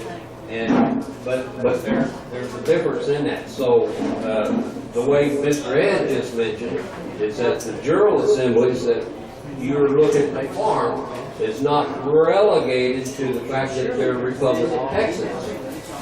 Okay, so that form that we fill out and put our thumbprint on that says we are members of the land of Texas and that we're Republic of Texas is not the document that's being played in the Harris County Court. In the Fannin County Court, we have our justices set up, and the people that I know of that are participating on those General Assemblies are Republican Texans. Okay, at least a majority of them, to a smaller minority that may not. Whereas that's not the case. Excuse me. There's always a lot of conversation going on in here. One person's trying to speak. That was a call to order by our Speaker of the House on our joint session of committee, and he's requesting that the side conversation comes to a cease, please, and the person who has the floor, if I'm not mistaken, Mr. Bullock, is that what you was trying to say? Yes. Okay. I made my statement about the General Assemblies and the difference between Harris County and the difference between what's going on in Fannin County, and I yield the floor at this time. Thank you.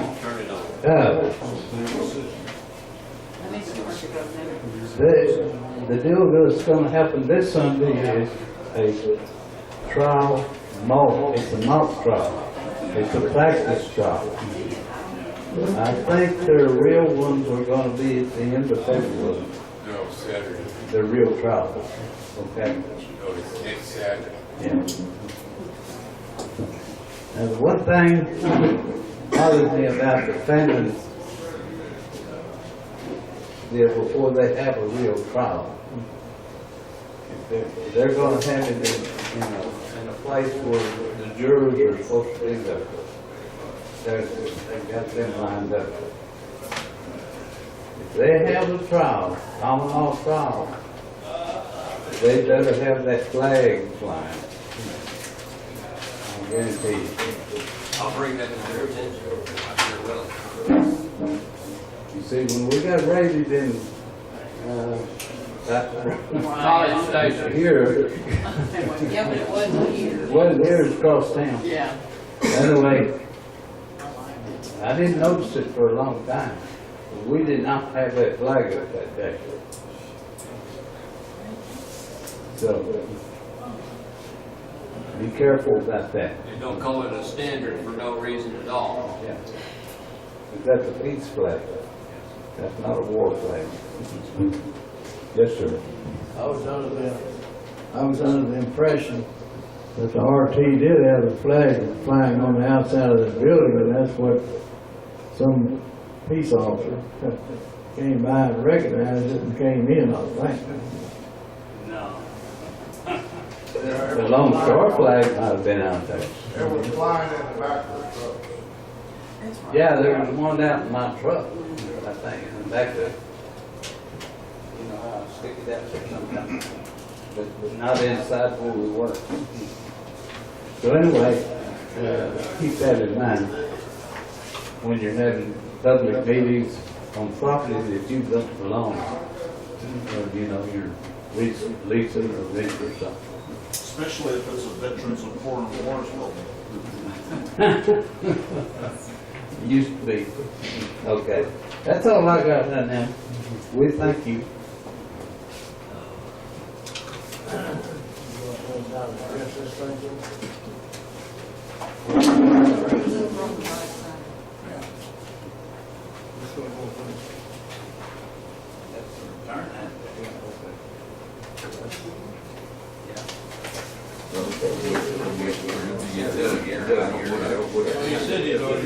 I know, they were talking, and I didn't want to start that until they got done. Order. Okay, do you have it up? I hope it's got the right way. Yours is that going out. Okay, that is right way. Okay. I've got up here the schedule for this year for our reviews, okay? And, Mr. Ballard, I want to clarify, did you swap dates to February to take this place? Is that what you did? Not necessarily, but I can be. Well, because I still got you down here, and I'm gonna have to get somebody to take your place down here on the 14th of September. It was supposed to have been on this day. What's that? It was supposed to have been on this day. Weather. No. Weatherford fell through. Well, that was last. I swapped for Weatherford. Yeah, David. I didn't No, swap. this I volunteered to do it, and Bruce didn't like it for me, and David did. Yeah, So your place last week. because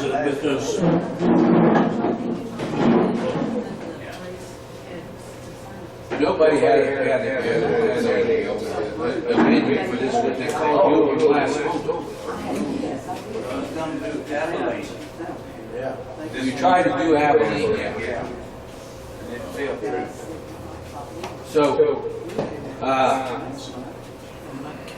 we'll leave you there. And next month is back up in Bedford, the pizza garden where we met several months ago. Glenn is hosting us up there. So we're set for that. And then in April, we've got Barry Brooks. Barry, do you have a place where you're working on? soon as you can get that to us, please get it to us, so we can see if we can start planning on something for PR, okay?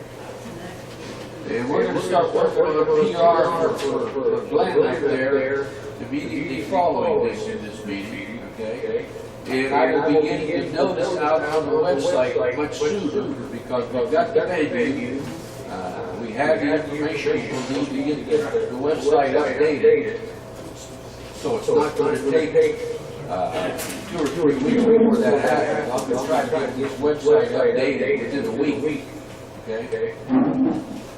Then, if Dave, you got Frankie yet, no, Frankie, do you have a place that you're looking at? Did he say pictures? Frankie, are you out there? You may have the volume turned down. I don't have it. I can't see him because I've got the... Yeah, and I can't see it because I've got it up on my screen too. Well, Frankie's got May, I'll have to contact him. John, you've got June. I'm looking at another place that may be ready, but if not, I'm probably gonna go back to Kerrville. Go back to Kerrville.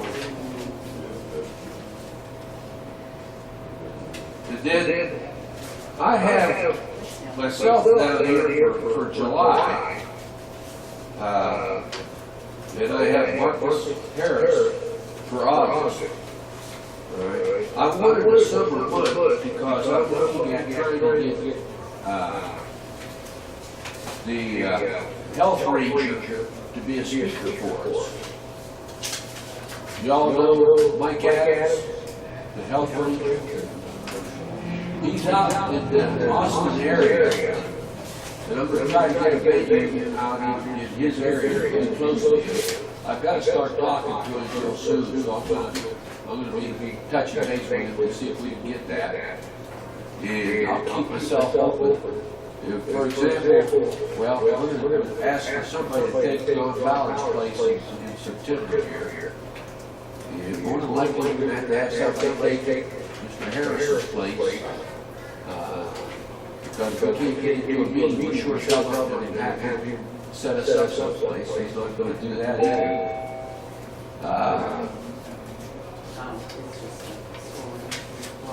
Then Tom Bailey, Tom has October.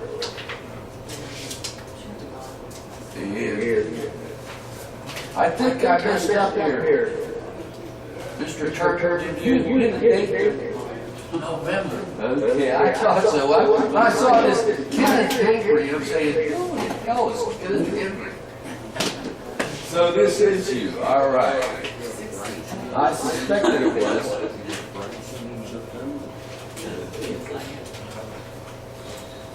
When you graduate? And you're going to be trying to get a place up around Abilene, Henry? Not yet. I got one lined out, I just hadn't talked to him yet. Okay, so it's going to be up around Abilene area? Okay.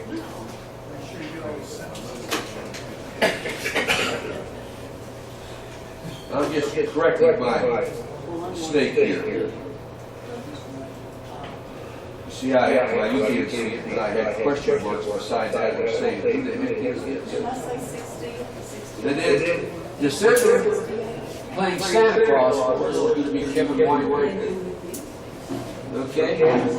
Now, again, we ask y'all to try to get these set up as soon as you can. We'd like to have it set up at least 3 months in advance of the date that we're going to have it there. Because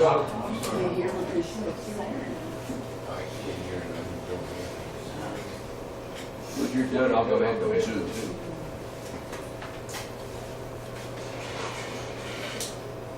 We try to get these in advance 3 months at least, so we can do something about PR.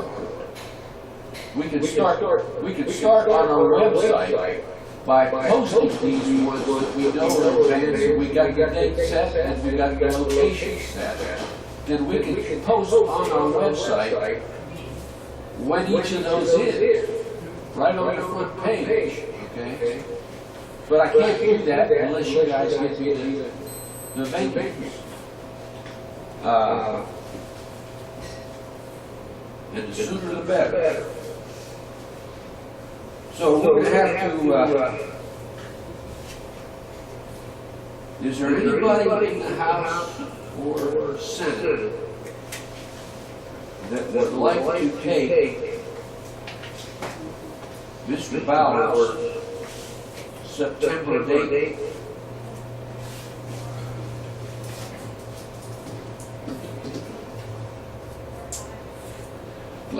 If nobody else wants it, I'll do Bedford again, that's easy. Well, one of the things I've strived for, and I appreciate it, Glenn, one of the things I've strived for in doing this is I'm trying to get us around to new venues and new locations so that we can spread the word a little bit better, okay? This is our, what, third time here or fourth time? Third, I think. Third time, in about a year's time. This is our third time here. And we don't attract people, but one of the reasons we don't attract people is because we're not promoting it in here. We're not promoting it. Yes, sir. Thank you, Mr. Speaker. I went through the wrong channels and I sent Ed Branham some information. I went out in my Breckenridge area in Stevens County and that county next, just below me, Eastland County, and I found some venues in some places. Now, some of these places were eatery places that had rooms, and they charged for these rooms, and others had rooms that they have like the Rotary Club meets in, a little bit bigger than this place right here, but very well set up away from the eat place. And there is one in Breckenridge. I talked to the manager there at an L&L restaurant, and he's willing, there's a $50 deposit on the room, and you get that $50 deposit back when you show up. It's only so they don't set the room up and then we don't show up. So it is a eatery, so lunch is served. It will either be, if it's on the proper day, that they have a buffet set up, or they have a menu item that you can choose from. And that's where they would get their money from, is off the people eating there. So I do have a place, and if there's Mr. Harris, whatever month that is, and I can sit with the people there in Breckenridge, all right, in August. That gives me plenty of time. So I could fill this position, or at least talk to these people and see if I can make the arrangement for that to cover for Mr. Harris on that. You will teach you in place of him? Would you please? I will be happy. And there are 3 places that I talked to that are willing to receive us as the Republic of Texas to come in and take care of our business there. The other place was a Chinese buffet bill, and if I get negative remarks on that, that's fine too, because their language was hard for me to communicate to find out what kind of prices they was actually setting up on that. So there's another place in Eastland. So the place that I have set up that is ready to receive us is in Breckenridge. That's Stevens County on Highway 180 going out, and the other place would be in the Eastland area. And I yield the floor on that now, Mr. Speaker. Thank you.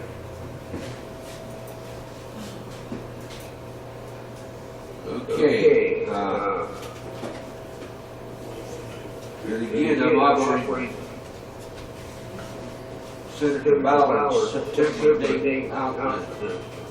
Somebody else that would like to pick it up rather than Senator Bowers to take 2 months this year. Like to spread the profit. Is Harris County heard from? I'm gonna take that date. You're gonna take that date. Thank you, Harris County. Yes, sir. John Bernard.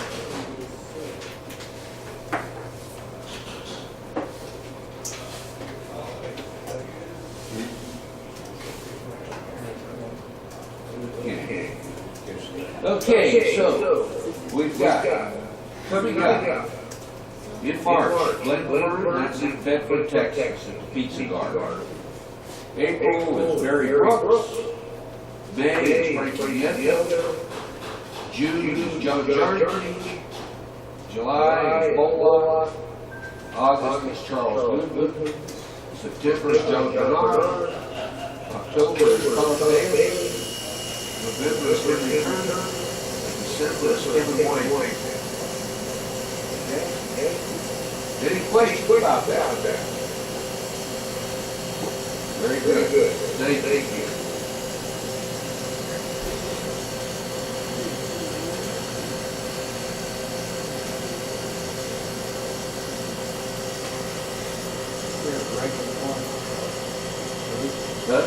No, we got a resolution that we would post here. All right. And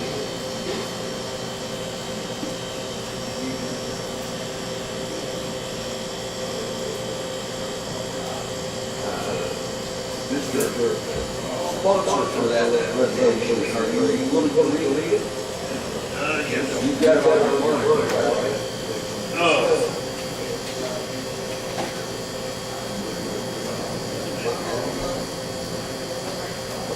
You want to show it up right there, you like yeah, here.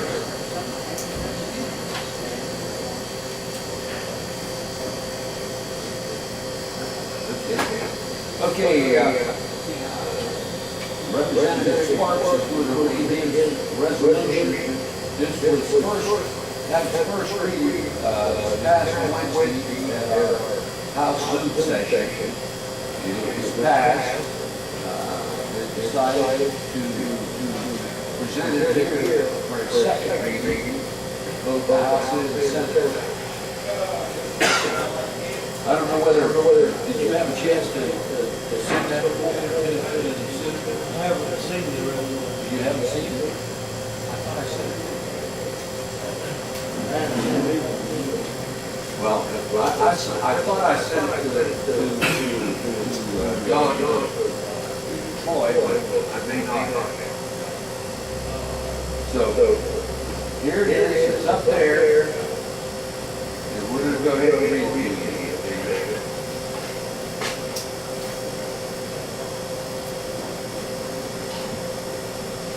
Okay, resolution 47-02-06-2019. Resolution to establish Texian National's database and rules for disseminating contact information.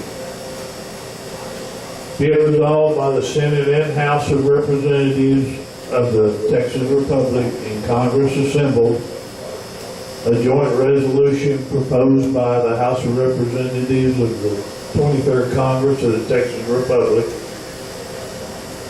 after the People's Congressional House of Representatives and Senate for the Texas Republic in a meeting of Congress assembled, the following resolution was approved and adopted. Senate resolution number, we do not have a number yet, originating from the Senate, and like resolution by the House of Representatives number 47-02-06-2019. To be typed, resolution to establish a Texian National database and the rules for disseminating contact information for the use of government officials in ways which will not compromise Texian National's privacy and security. Therefore, the Senate and House of Representatives of the Texas Republic in Congress assembled hereby resolve: 1. To require the development of a database containing all documented Texians, including all of the following information: A, first name; B, last name; C, domicile address for snail mail delivery; D, de facto state of Texas County; E, Texas Republic County. F, Texas Republic Senate District. G, email address as preferred by the registering party.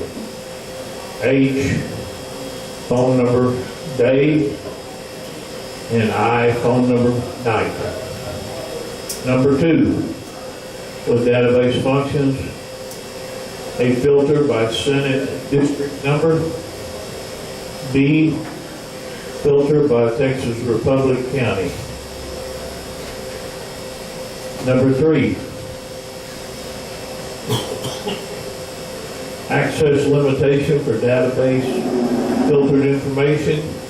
A, filtered data only available by written request using a form that requires foreign secrecy must be maintained to not share information with anyone. B, filtered data will only be provided to the requester of the jurisdiction of the office sought, i.e. Senate District, Texas Republic County, or national. C, all requests for contact information by those seeking elected office shall first be reviewed and approved by Congress. D, the sole purpose of making this filtered data available is for conducting the business of informing Texian people of government actions, campaigning for elected office, solicitation of opinions relative to a government action, facilitating necessary communications between elected officials and their electorate. E, filtered data shall not be used to conduct private business. Whereas the Secretary of State is the official designated the responsibility to oversee elections and to maintain records of documented Texans, so shall he have the authority to develop and maintain this Texian database and the forms for candidates to request electorate contact information for the jurisdiction of the elected office sought. Whereas the Republic requires this database to pursue our goal to restore the sovereignty of the Republic, this database shall be completed and up to date within 90 days of the following date of final approval of this resolution. The database shall thereafter be maintained on a current monthly basis. And this was submitted by David Sparks, House of Representatives, Fayette County, and Tom Bailey, House of Representatives, Brazoria County. First reading was February 6, 2019, Zoom session. Is there a motion to approve this? If there is no motion to approve, we can't have any discussion. Motion. Kevin Weinberg makes a motion to approve. I'll second. And Final County, Charles Woodward, second. Okay. Discussion. Comments, questions? I'll go up or down if you want to look at anything. Okay, the only problem that I see is be available for anybody campaigning. Well, it's already said in there that you can't have the information unless you're already an officer in the Republic. That would be undue. I'm looking for can't think of the word right now. Discrimination. Well, I'm not into this discrimination. But anyway, the incumbent would have the unfair advantage. Change that part, I have no problem with it.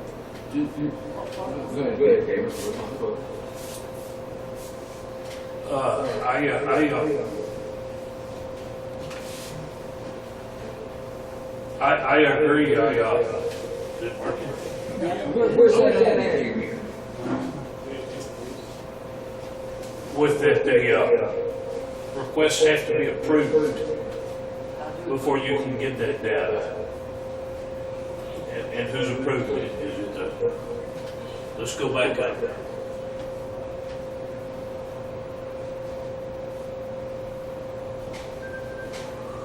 Here we go, access of limited database, filtered information. The filtered data will only be provided to the requester for the jurisdiction of the office sought or national office. All requests for contact information by those seeking elected office shall first be reviewed and approved by Congress. So that's where it's at. Well, that's not limited to anybody that's in Congress or in elected office. It's not guaranteeing it either. I guess I just didn't read enough of it. It didn't compute in his own brain. So I'm to say, I don't remember that.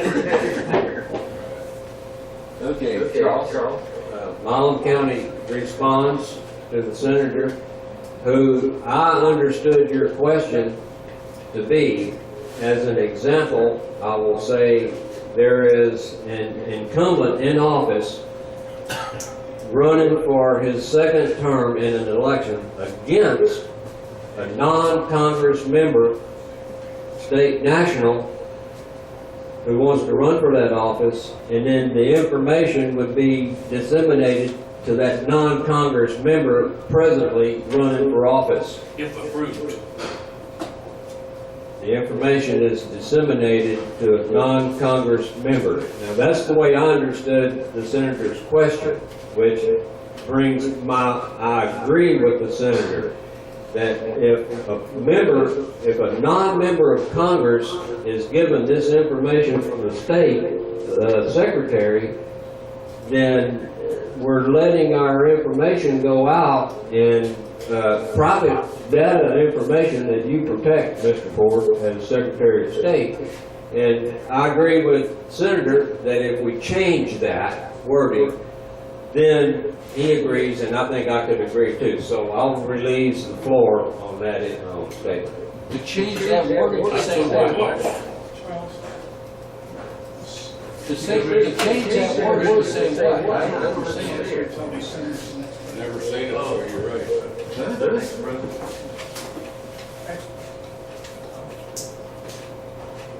Did you want to speak, Richard? Who wanted to speak there?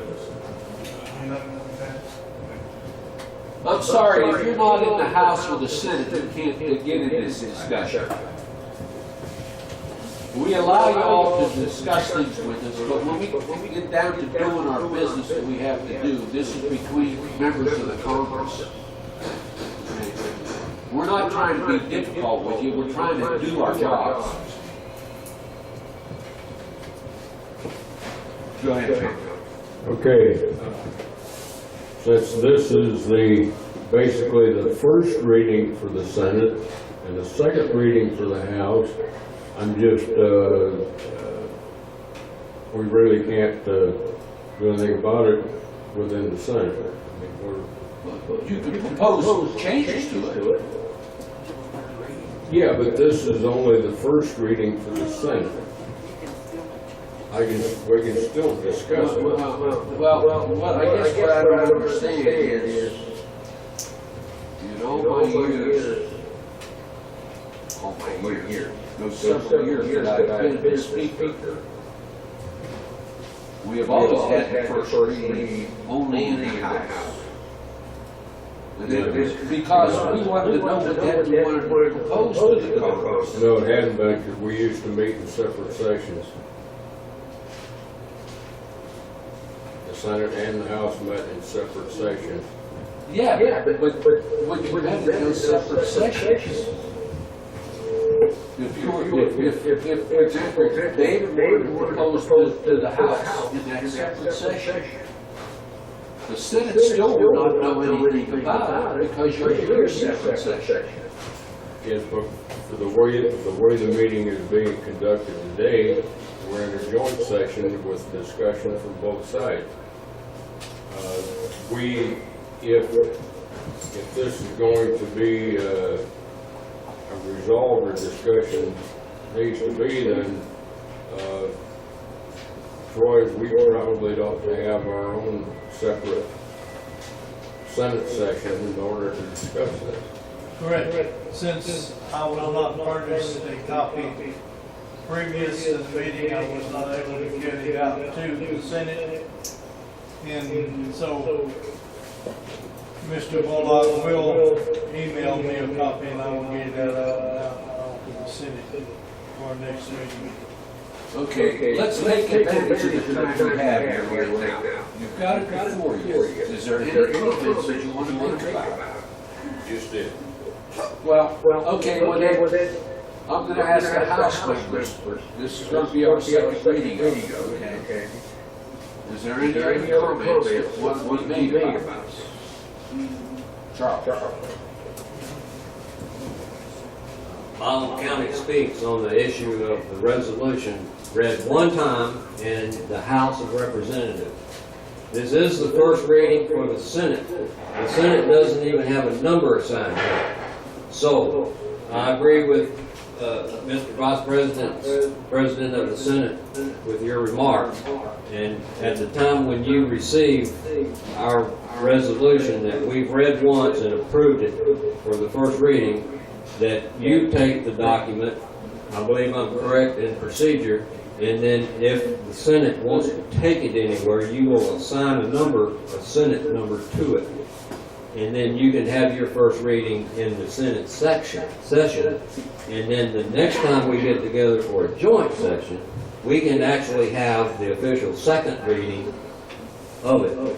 So that's just my opinion on our reading and the rules of how resolutions are brought forward.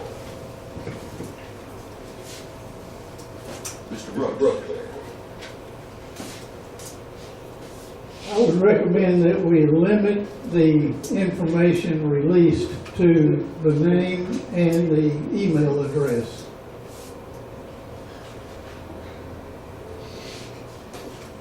Do you want to make a motion? I would open the floor, I would just open the floor for comments on that. Well, you're making a recommendation. If you want to have a discussion about it, you have to make a motion. Okay. To amend, make a motion to amend. Okay, that's what I would do then, is make a motion to amend, to limit the information available to be released to the name and email address only. So you're saying in number 1 up there, A, B, and and 1AB, yeah, 1A, and B, G. and G, and eliminate the others. Eliminate C, D, E, F, and I. I'll second that motion. I'm sorry, H, H. I. And H. Okay, so, Oh, let's continue down.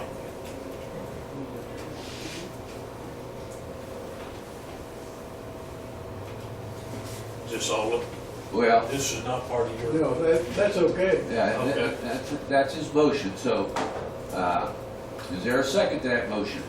Mullin seconds that motion. You taking minutes, I hope. Okay. Okay, Mylum seconds it. Okay, discussion house. To be clear, Mr. Speaker, are we discussing that motion right now? We're discussing that amendment, Okay. only the amendment. I'll make a comment. If I may. Mullin comments on the motion to amend. I agree, he's limiting the information that is actually given out of the private data of the people of Texas to the name and to the email.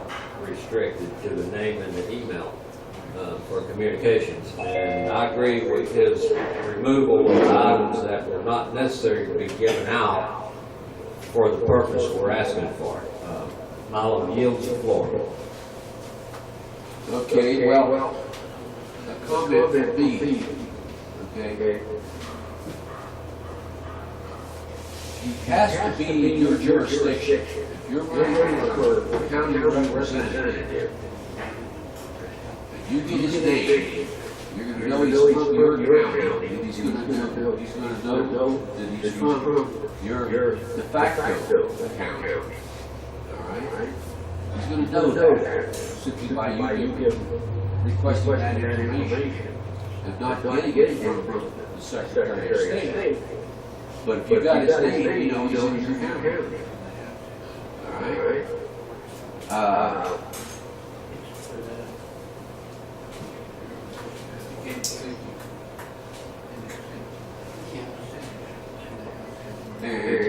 If he's running for the Senate, you know he's in your Senate district.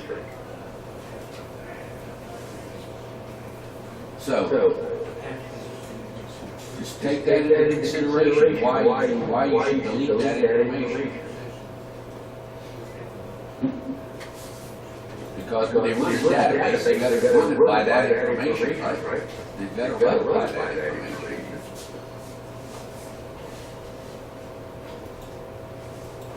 Any other comments about it?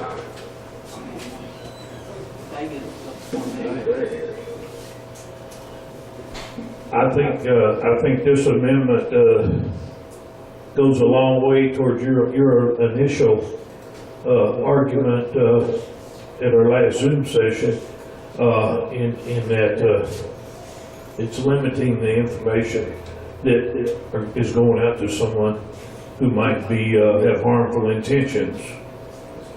So this makes it a lot more compatible to me. Richard? I'm not good at I'm sorry.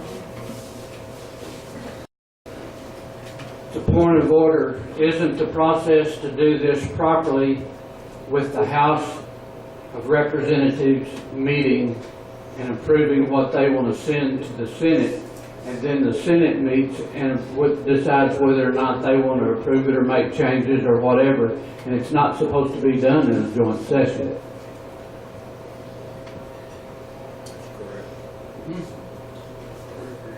With the third reading, yes, that was the point of order. I agree with the point of order. So, in other words, the House and Senate are supposed no, I to understand what you said. I understand what you said. Yeah. So, the House has its first reading of it, and they're satisfied with it, and they send it to the Senate. The Senate reviews it, and they come back with comments on it, or if we don't get any comments back from it, then we schedule a second reading for the joint session. Is that right? No, the House should meet and take care of it and read it 3 times if they want to. And then once it's settled in the House, it should be sent to the Senate for them to do the same thing. And then if they want to meet in joint session and discuss it, that's a deal. That's the way it's supposed to be done. Is that by reference to the rules that you're speaking of right now? It's not open for discussion. Okay, I may be wrong, okay? I admit that, I may be wrong.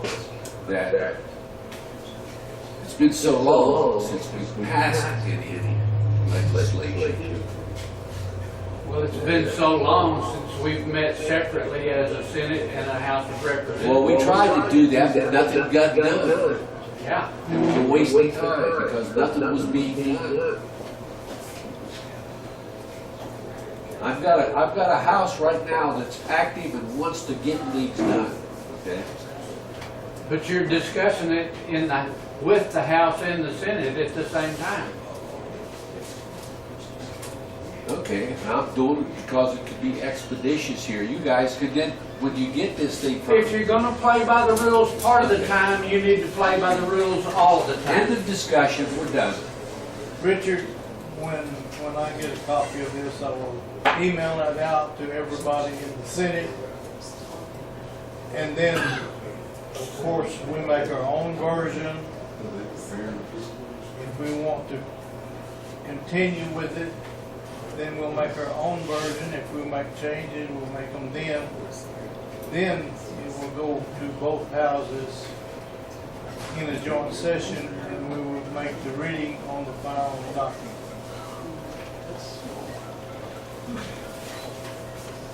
Yes, sir.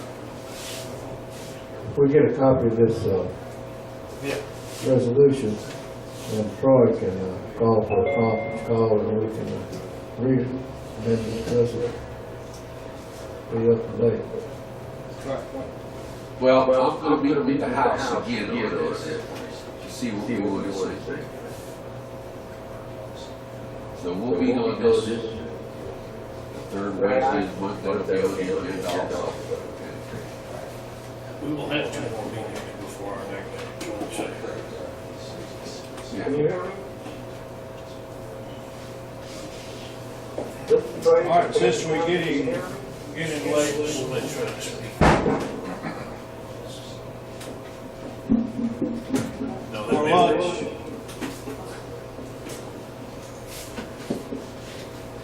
our next congressional meeting is going to be in Bedford at the Pizza Inn on March the 9th. And we will continue our session, or we will adjourn this session before we go to lunch. But we will come back. If anybody wants to address the Congress or wants to talk this afternoon, you need to get your name on the list. As of right now, I have nobody. All right, President Brown wants to be on the list. So is there anybody else wants to talk? Okay. Secretary Ford. May I?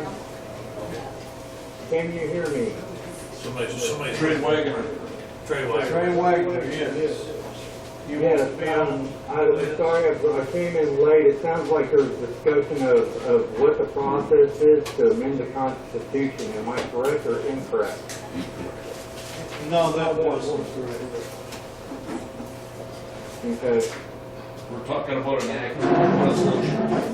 Okay. Anybody else want to talk for the group this afternoon? All right, if you do, during lunch break, come to me, we'll put you on the list and let you talk. Okay? All right, is there a mission, is there a motion to recess until March the 9th and then in the Bedford? Okay, we got Don Ballard and... And a second. All in favor, say... Okay, let's just say... All in favor, say aye. Aye. Opposed, same sign. Okay, any abstain? All right, we'll have our closing prayer. John, do you mind giving us one?